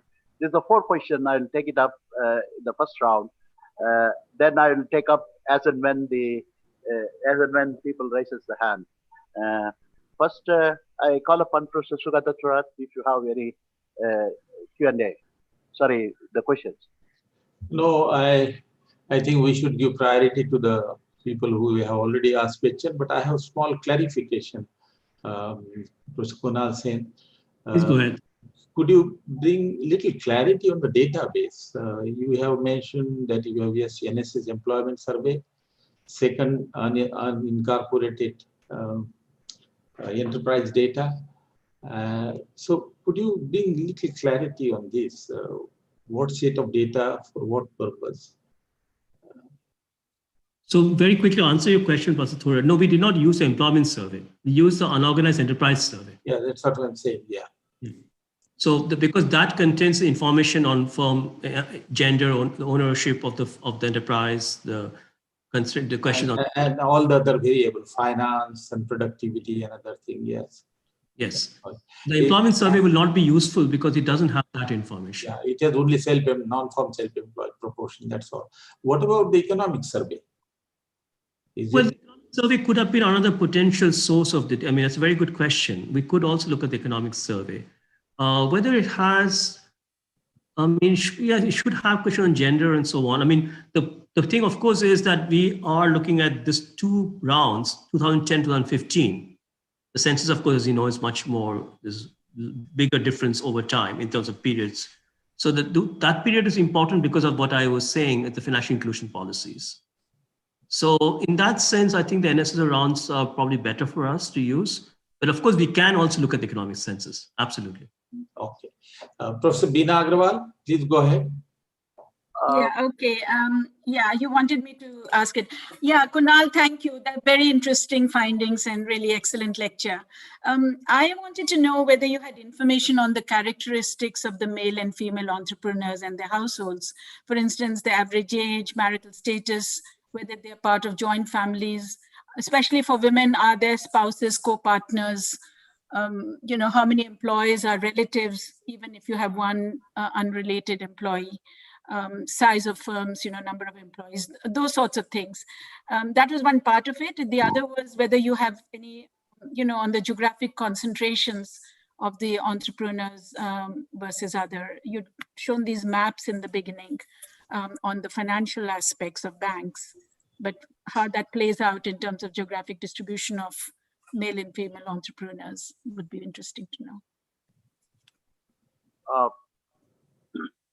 Should I go ahead or should we have some more questions? Kunal, yeah. You would like to take question first, all of them? You would like to take questions together, the answer, or would you like to answer for Professor Beena's question? I think maybe it might be good for me to answer one by one if I don't forget the question. Go ahead then. Okay. We have a little bit of time, so I think we'll have enough time for the other questions also. Enough time. Yeah, right. Yeah. So I think that, so Beena, thanks so much for your question and glad you enjoyed the lecture. You know, the problem with this NSS surveys, and for those who work with this, the one frustrating thing is that it doesn't have much information about the family, you know. So as information about exactly, as Professor Thora mentioned, you know, productivity and all those attributes that are relevant in that one dimension, very little information on the family. So as you asked your question around marital status, part of joint families, spouses, co-partners, no, we don't have that. And I do think, you know, this is something perhaps for the future that perhaps one should start thinking in this NSS surveys to bring that dimension in, maybe not for all the firms, because these are, you know, one has to keep in mind, it's very challenging to collect data in farm enterprises. In fact, I don't know if people know this, but very few countries, developing countries, have the data sets that we have in India. We're very lucky, right? NSS data in informal sector, I mean, these are like the sample size we have around 60,000 firms. I mean, where would you get that?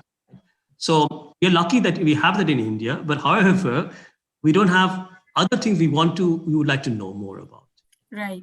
There is a question whether one could start finding a way, and this is some discussion one can have with the NSS, so that having additional modules which try and find, not for every enterprise, for some enterprises, because these are really important questions, right? About family structure. So we have family enterprises, but we don't really know much about the family structure.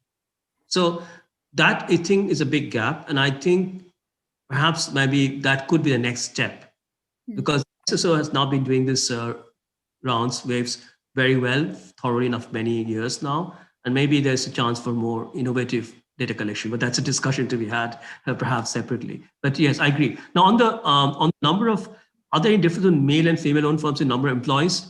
Good question. I can't tell you the answer right now. Okay. Yeah. If it's the Okay. case, I'll come back with the answer because I can't really just say what the answer. But I would think there would be a big difference. Because, Yeah, and the geographic distribution might be interesting because you showed the map where you had the Northwest didn't have much of banking, especially for women. Now, that's not surprising because if you map it with culture, then women are much more constrained in terms of physical mobility in Northwest India than in South India. And then it would be interesting, therefore, to see whether that maps out also in terms of which firms become entrepreneurs. So if you just map the female entrepreneurs geographically. That's a very good question. And we can easily do, right? You can easily do that, yes. You can do. By the way, as far as what we did observe is that female-run firms are clustered on some industries. Not that they are spread across all industries. Okay. So there's a cluster. You can imagine what they are, like garments and so on. Right. So they are clustered around some industries. So that is something that's interesting. There's perhaps clustering both into the industry location, but also, as you mentioned, also geographic location. That's right. Yeah. Okay. Yeah. Thank you. Thank you, Professor Beena Agarwal, for your interaction. And I call upon Professor Rajsekhar next, Dr. Sanjeev Kumar. Professor Rajsekhar, you have asked some questions, and if you are online, I request you to post your question. Yeah, Dr. Kunal, very interesting lecture, and I enjoyed listening to you. And my question is relating to the microfinance. As you are probably aware, there are more than 1 crore self-help groups which are linked to banks through NABARD's Bank SHG Linkage Program. And through these self-help groups, both unorganized enterprises and organized enterprises, they do receive some financial help. So my question is that have we included access to microfinance loans as access to finance? That's the first part of my question. Second part of my question is that have you categorized this as formal or informal? So that's a very good question. And so on your question on the first part, the question asks firms that have you faced any finance constraint? So in other words, have you had a problem finding loans, if say for microfinance institutions, banks, and so on? So that question essentially implies it includes any source of finance, including microfinance institutions. The second part of the question on the formal to informal, I can check, but the question is that do you have access to formal loans? And if it's a formal institution, now self-help groups is a very good question. But a formal MFI should be included in the formal loans part because these are registered financial institutions. Self-help groups are more trickier, and I'm not sure I can give you a clear answer on that. And I can check that because we could argue they could be classified as informal, right? But certainly MFIs, including the NABARD schemes, will be in the formal side. Okay, thank you. I call upon Dr. Sanjeev Kumar. Thank you very much, Tim. This was really very enlightening talk on entrepreneurship developing in informal sector with the expansion of finances. My curiosity was also related to microfinance, and that Dr. Rajsekhar has already placed that question before you, that how, because the period which is covered between 2011 to 15, already major part of the country had a very wide ranging experience of microfinances, probably much more deeper and widespread than the banking sector, formal banking sector providing it. So how really it has been accounted within the study, that certainly would be very, very enlightening. And what is your, after this study, if there are some suggestions, how really we can transit from informality to formality, because persistence of informality in India most of the studies still think that that is one of the most difficult thing to achieve, and unless really it is there, and we are in a formal way governed by something, some formal laws and some regulation, and everyone is really benefiting out of it. Everyone may not really get the fruit of development. So, what do you suggest for that? How do we really get over the persistence of informality? Thank you, sir. Over to Professor Kunal. So I'll take your second question. It's a very important question, and a question that has been, as I mentioned my earlier, in the opening slides, that has been a question that we haven't got a clear answer in it for India, because of course it's a very big policy concern why we see this high prevalence of informality. My own view on this is that a lot of it is to the demand side. Why is it that we don't have enough formal enterprises? And the reason is that we have a fairly small manufacturing sector. I mean, if you look at the experience of East Asia, and I mentioned East Asia there, Vietnam is very interesting. Vietnam is, of course, much smaller in size than India, but Vietnam made a remarkable transition from informal to formal enterprises. A lot of that was because there was a big demand from formal enterprises to demand workers in their own companies. So a lot of workers moved from informal to formal sector. Now, that was linked, of course, to Vietnam's reforms, the expansion of trade in manufacturing and so on.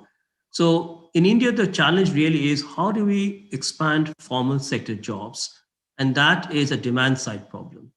And the demand side problem is that we haven't been able to make the formal sector, manufacturing sector grow very much, including also the service sector. The service sector has two parts. The service sector has one formal side and an informal side. But the informal side is significantly larger in India. What is the informal side? Well, you walk around any city in India, you find people who are street vendors and so on. That's the big number. Now, on the formal side, these are essentially workers working in banks, commercial enterprises, IT firms, and we know that's a very small proportion. So the challenge in India, and this is a challenge that's been there for a very long time, really, is how do we get the formal manufacturing and the formal service sector to grow? And as I said, there isn't any simple answer, because on the supply side, yes, you can try to make finance easier. You can try to have skill training programs, vocational education, and so on. But my view is that at the margin, those are not as important as the demand side story, the demand side factors.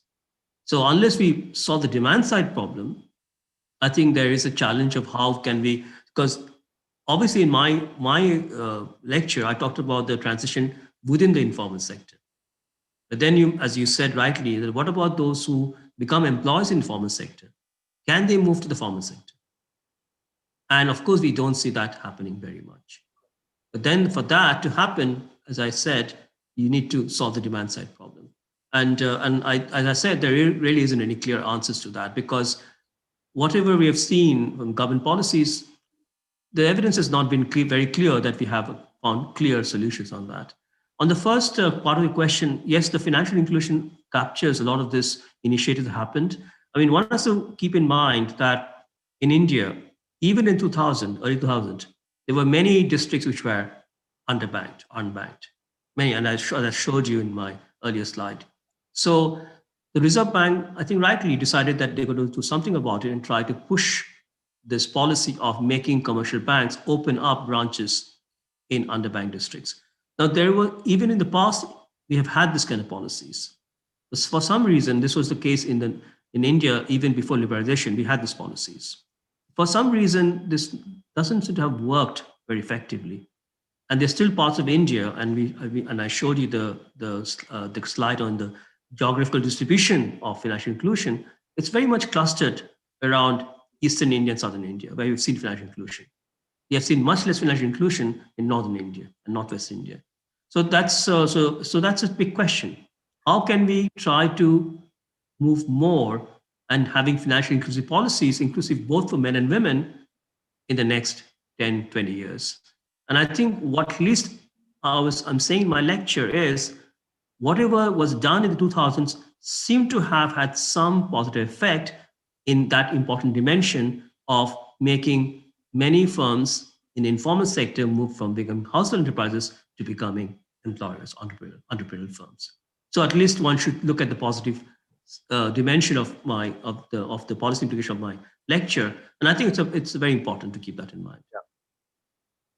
So thank you, Kunal. We have another 6 questions. 2 questions are from my faculties, and another 4 questions are my students. How do you take it up? Let me ask my faculty to ask this question. First, I invite Indrajit Bairakya and Professor Kala Sridhar. Then other 4 questions are from my students. I'll read out those questions because we have positive time. Then I'll read out my students' questions.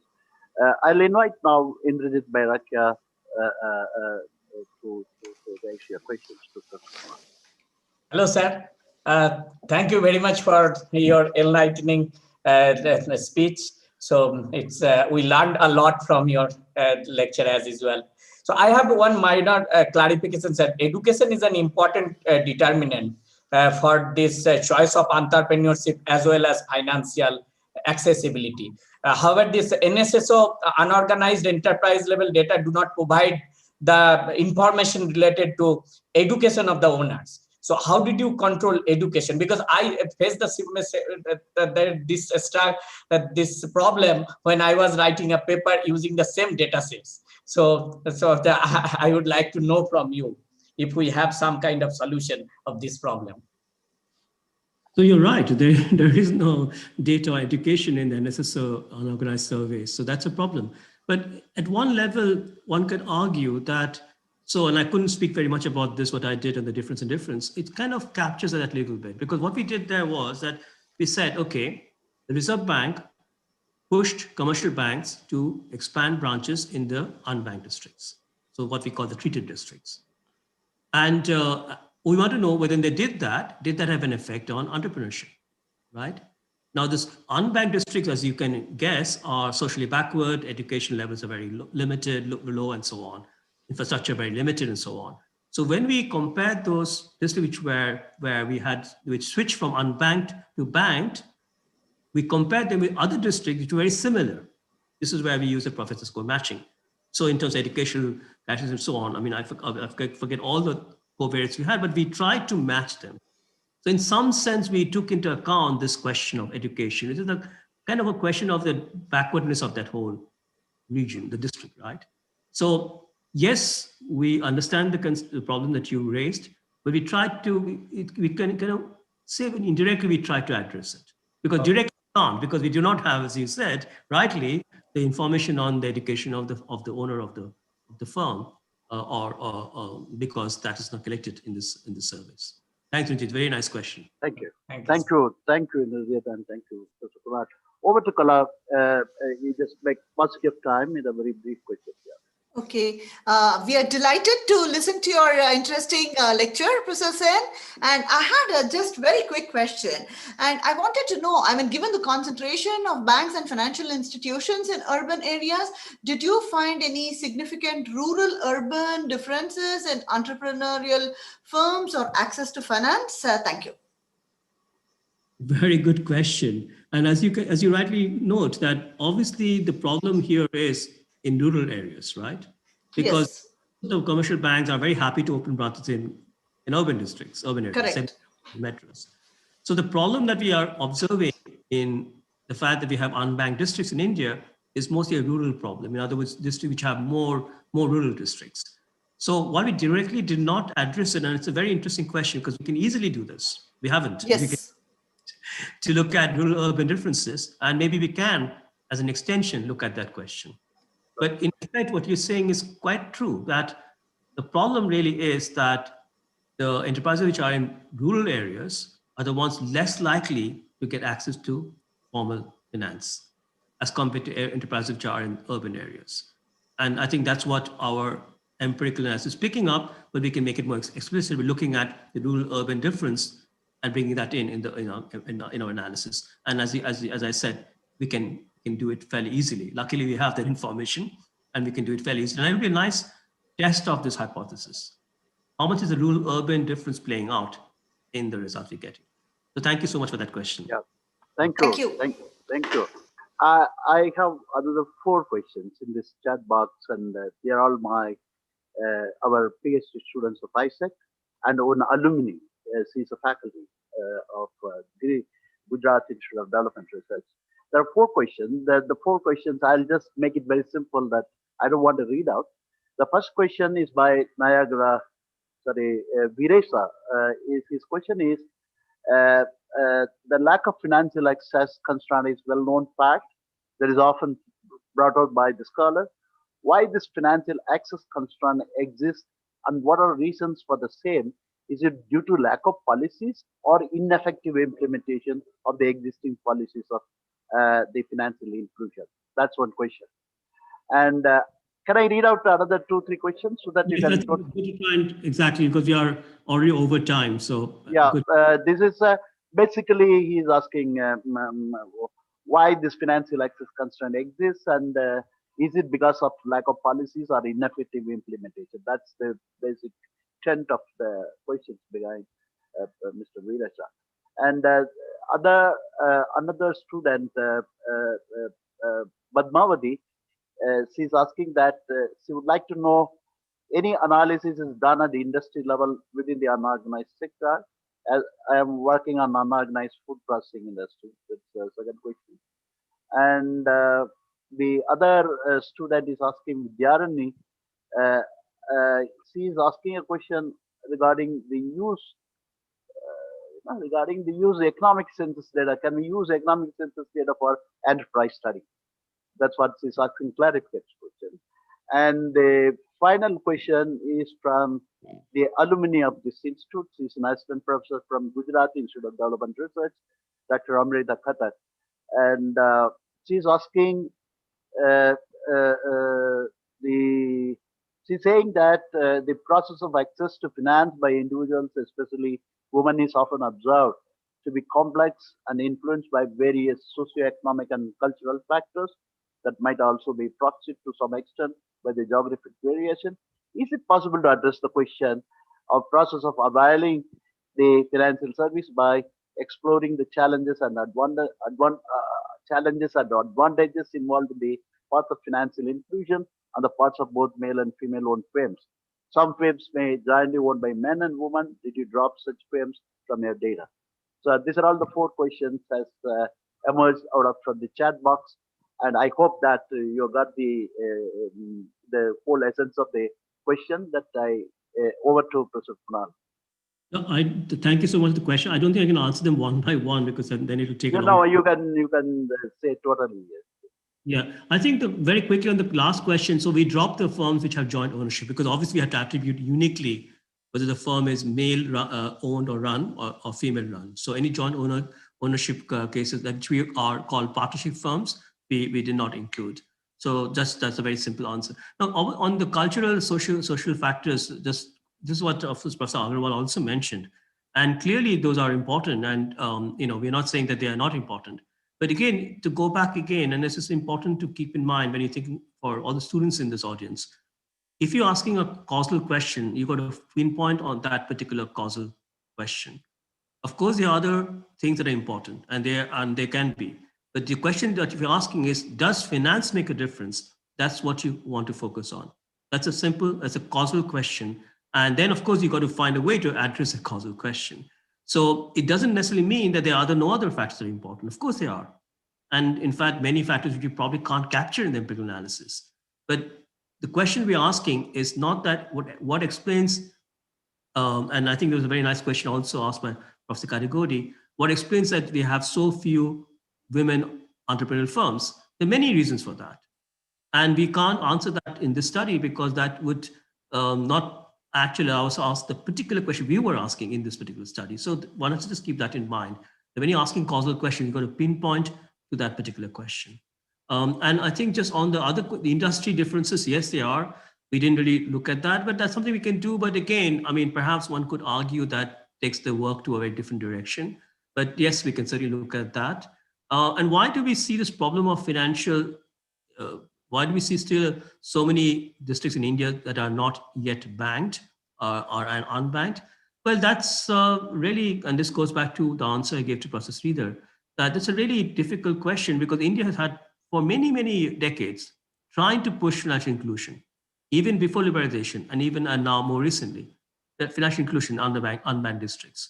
But commercial banks are profit-making enterprises, and they will go to districts where they think they can make profits. And especially these are essentially districts with a lot of cities, metro centers, and so on. So that's a challenge which I think the Reserve Bank of India is grappling with. And as I said, perhaps there's been some evidence from our study, limited evidence, that has had some positive effect. Of course, there may be other implications of the financial inclusion policies that has been followed in the last 10, 20 years, last 10, 15 years, which we haven't studied. So this is a very important challenge, which is the reason why we had this very strong emphasis on trying to promote financial inclusion in the last several years. So let me stop on these questions, and I hope I've managed to answer all of them. Yeah. There is one last question from here on the floor, and yeah, thank you, Professor Kunal, for your very mind-blowing lecture. I have a very quick question. This is with regard to there exists a lot of inequity between entrepreneurial class. So, did you have a chance to enlist or the SC/ST social groups and OBCs? What are their status when compared to other entrepreneurial class with related to inclusiveness of in the financial inclusion? Because we are going to we have a chance to go take up a study on SC/ST entrepreneurship class. So your study will be highly useful for us. And I was telling to director, and it is a useful study. We will certainly take it up. Yours as a guide a reference material. yeah, and before you answer, Professor Kunal, I just would like to add some of the points which Professor was saying. Basically, you know very well that there is a Dalit capital basically explores the relationship between the caste and Indian capitalism. And basically, it explores the ways in which the caste and social discrimination reinvent themselves under the guise of modern capitalism. That your results table 6 shows very clearly the ST, AC, and the OBC, your access to finance and entrepreneurship logic model with the 2SRI approach, it's highly negative. The negative and highly significant. It basically it says that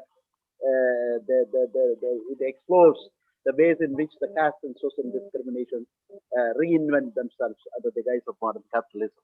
So that's what I want to add that from your results. That anyhow, over to you. Yeah. Thank you so much. I think it's a very important set of points you made. And obviously, and as you probably also know, I've worked on this issue of Dalits and Adivasi SC/ST. It was a poverty work that I've done previously. In fact, one of the co-authors of this paper has worked with me on this, on the earlier work. And that's a very important question. We didn't look at that question specifically in this paper. We, of course, brought in the controls on SC/ST and so on in the regressions, but we can easily look at that, right? Because just as we looked at gender differences, we can look at differences across caste. And so that's an interesting extension of the work, because clearly there would be, and as one knows, the presence of Dalits among entrepreneurial class is much less than the forward caste. And one can easily check that from the numbers we have in our own data set. So that's an interesting question. And particularly, again, in India, there's been some attempt to try and have financial inclusion more towards the social disadvantaged groups. So has that had an effect on entrepreneurship? So really nice question, but a new paper, I would say. Yeah, thank you. Thank you very much. That's what, when Professor Krishnaraj was asking, suddenly my mind has gone to your table 6, and I looked at the coefficient and the significance level, which gives the answer to this question. That's what, I supplemented from your results. That's maybe when I come to Bangalore, I could work on this paper with you. All right. And there'll be a big project we are going to get it. Because during this SCSP, Settled Caste Subplan and Tribal Subplan, each and every department is apportioned a certain percent of the SCSP TSP amount allocation. basically the industry department tomorrow called the ISEC to talk about the enterprise, what I call the settled caste and settled tribe,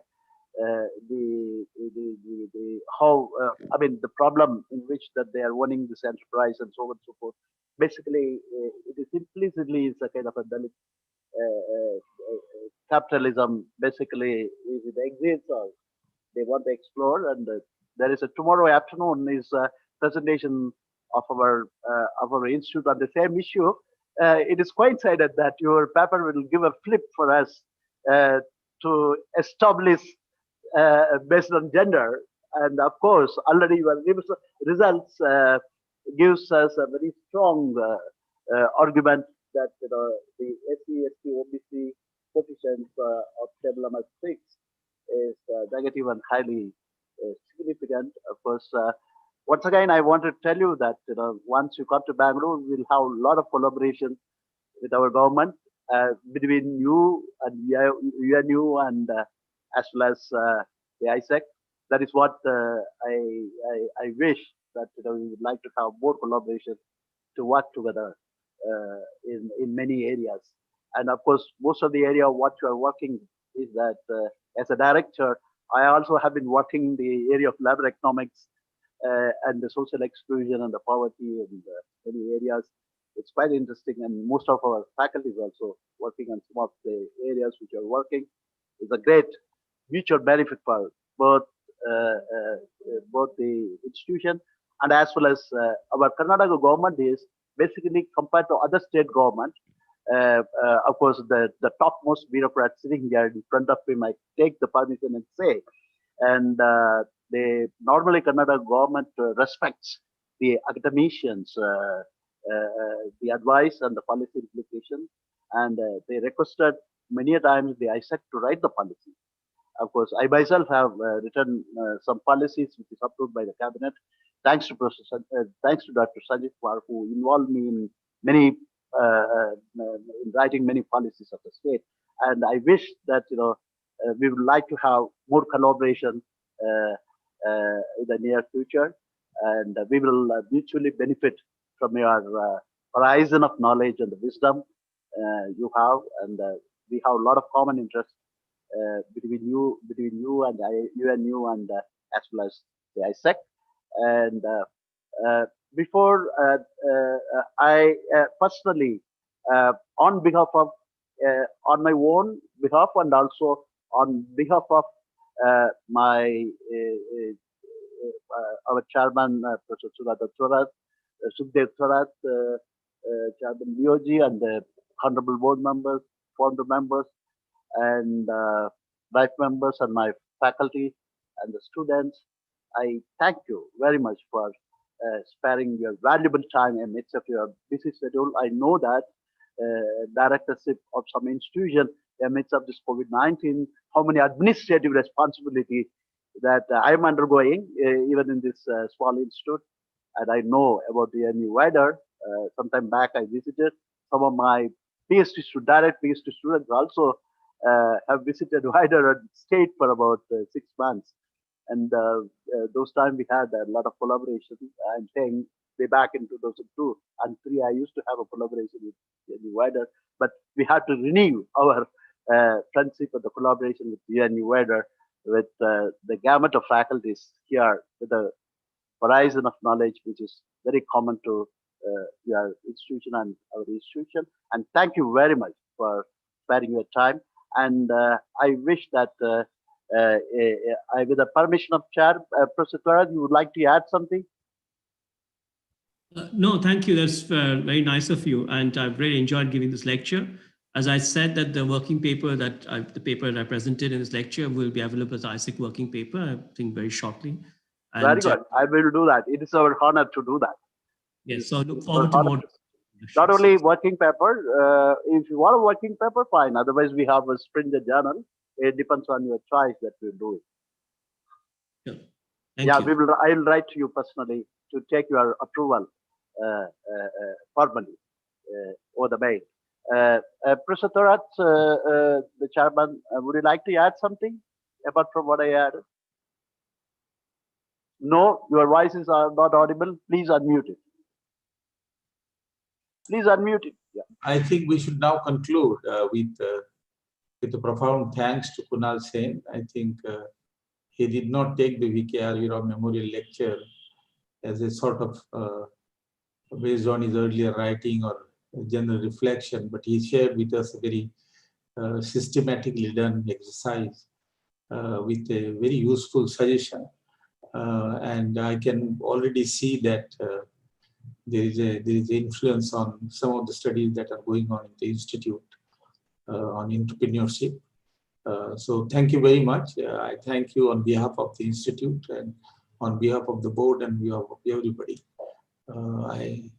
I now ask Madheshwaran to I request all of you to be with us because the function is not over. It's a part of the Founders Day function. It is our tradition to release the books which has been written by our colleagues. Basically, there are 7 or 8 books is released in this year. Sorry, published by our colleagues in this year. Basically, that will be released by none other than our Dr. Sanjeev Kumar, the Additional Chief Secretary. Physically, he has come over here to grace this function. And sir, would you like to say a few words before you release this book? Better for 1 or 2 or 3 minutes. Then the releasing of the books. I would like everybody to oversee through webinar that, but the big screen. It's a big hall.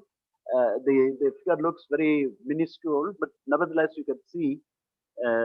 So I'll just go to the dais now. I'm just sitting some other.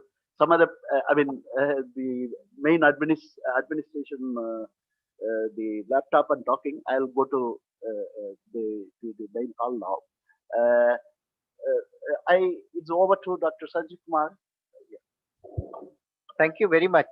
I think we are already late. So at this moment, talking much more may not be really of much avail. And Professor Sen's talk is before us, and certainly it is very relevant. And public policy takes financial inclusion, whether through expansion of bank to the non-banked area, as well as microfinance expansion to every nook and corner of the country very seriously. And as we know in Karnataka, even from very early time, these were part of the government policy. Even Nanjundappa report, which were earlier talked about backwardness and how to really ensure that those backward areas develop, had taken these banking as one of the indicators, and to identify which areas are backward or not, and very seriously recommended for the financial inclusion. And in that direction, lots of work has happened.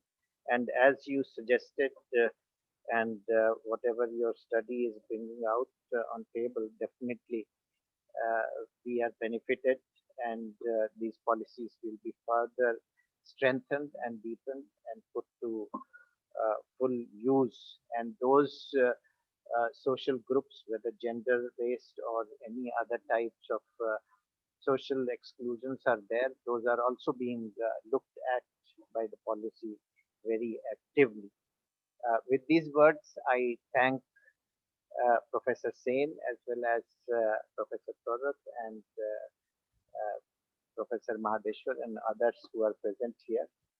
I came more to hear Professor Sen, but it is incidental that we have to release these books, so I'm happy to release them. Thank you very much.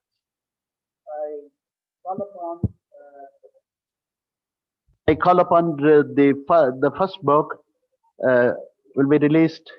The first book is written by Professor Christian Suter, Professor Madheshwaran, and Miss B.P. Wani, The Middle Class in the World Society Negotiation. the world class, the middle class in world society. It is colon and negotiation, diversity and lived experiences, which is published by the Routledge, both international and South Asia.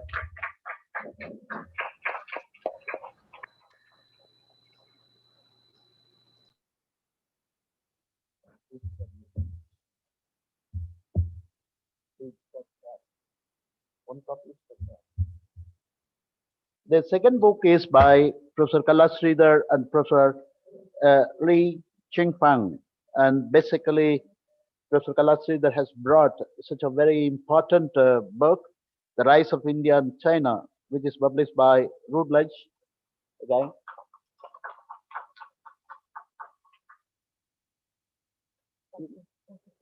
Open. No, please open. Yeah, I have one copy. Only copy. One my favorite. Okay, you take it from me. Let's see. What is that?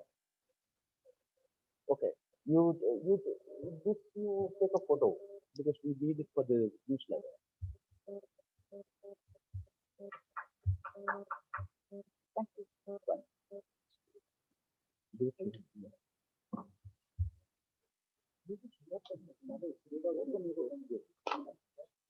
Why you are doing so?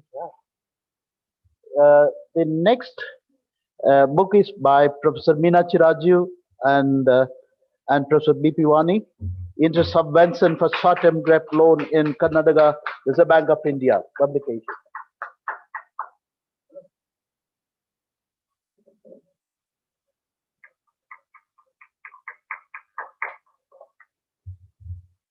That is for you.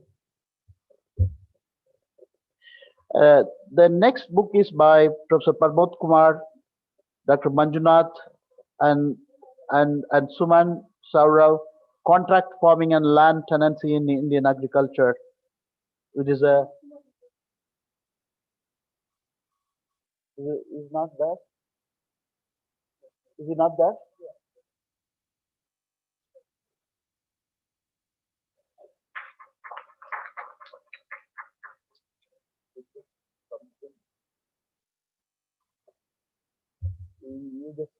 This is for you.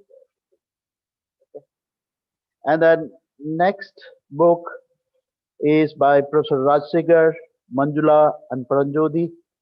There's a cooperatives and social innovation experiences from the Asia Pacific region. It is a Springer book, which is a very just published. It's a Springer Nature Singapore. This is 2020. Professor Rajsekhar is not here.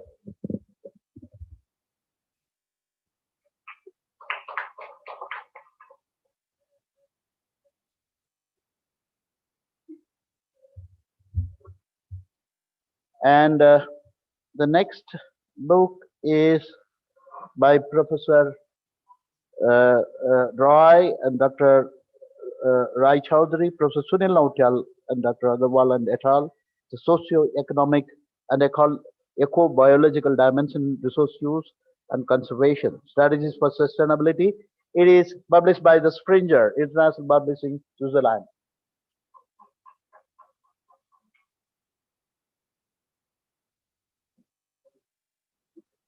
And Professor Maruti, Making Indian Agricultural Climate Friendly, is a Mangla publication. Is it Maruti over here?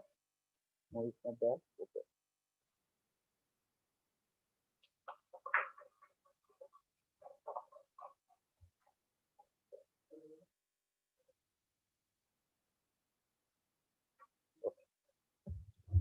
Yes, please.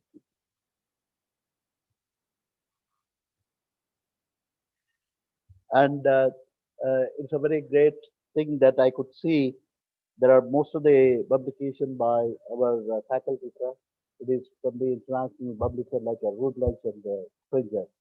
And this is what the quality of the publications our faculty is bringing. And let us congratulate my colleagues that whom they have put a lot of effort to publish this book in the international publishers.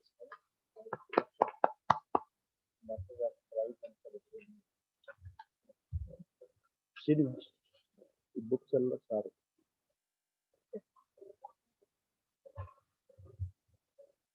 Yeah, now I request Professor Meena Chiraju to say what of thanks. Thank you, Professor Madheshwaran. It is my pleasant duty to propose a vote of thanks. Yes, the police. 1 minute, 1 minute, huh? 1 minute, yeah. I'm sorry, you have to tell us, the registrar, please. On behalf of the ISAC fraternity, and it is our gesture normally to felicitate the guest of honor. And sir, it is you can sit and I'll just take it out. Immediately, who is people sitting there?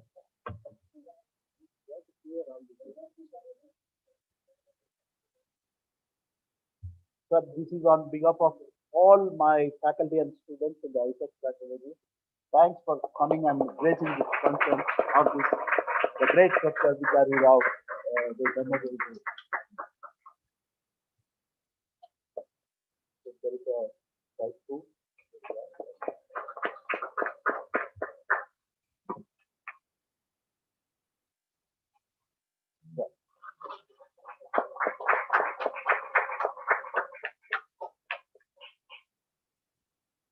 Sorry, another thing is there. This is what basically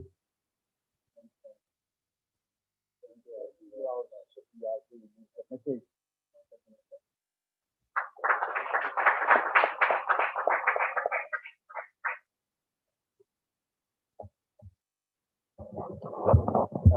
Now I request Professor Meena Chiraju, the RBI Chair Professor of our institute, to say both of thanks. Thank you, Professor Madheshwaran. It is my pleasant duty to propose a vote of thanks for this important Founders Day V.K. Rao Memorial Lecture. And first of all, I thank Professor Kunal Sen for accepting our invitation and presenting such a thought-provoking talk with very interesting results. We also thank Professor Sen for accepting V.K. Rao Chair Professorship at ISAC and take this occasion to congratulate him. I hope during his tenure as V.K. Rao Chair Professor, we will have useful academic exchange, collaboration ventures, and I also hope particularly our PhD students will benefit from the scholarship of Professor Sen through various interactions. My sincere gratitude to Dr. Sanjeev Kumar, Additional Chief Secretary to Government, and always a good friend of ISAC, for gracing this occasion as a guest of honor, and in spite of your busy schedule, spending your valuable time at ISAC. I express our gratitude to our chairman, DOZ, Professor Sukhdev Thorat, for his continued support and sparing his valuable time for all the ISAC functions. Thank you, sir, very much. Very supportive director helps us at every step. A sincere thanks to Professor Madheshwaran for all your support. I express a sincere gratitude to all the participants, our BOZ members, participated life members, ISAC fraternity, faculty, student, admin, alumni, and other academicians. I thank one and all for very good participation for this important lecture. I thank our registrar and his office, accounts office, for their valuable support for all our functions. And last but not the least, our computer section, Satish Kamat, nowadays the most important person for any event we have. Without them, we can't do anything because of Corona, all are in Zoom. So our sincere thanks to Satish Kamat, sir, and his team. Thank you, one and all. Now the memorial lecture, the Founders Day memorial lecture is over. And once again, I thank all the participants, very passionate to hear the lecture and participated in this event. Thank you very much. Thank you. Bye, sir.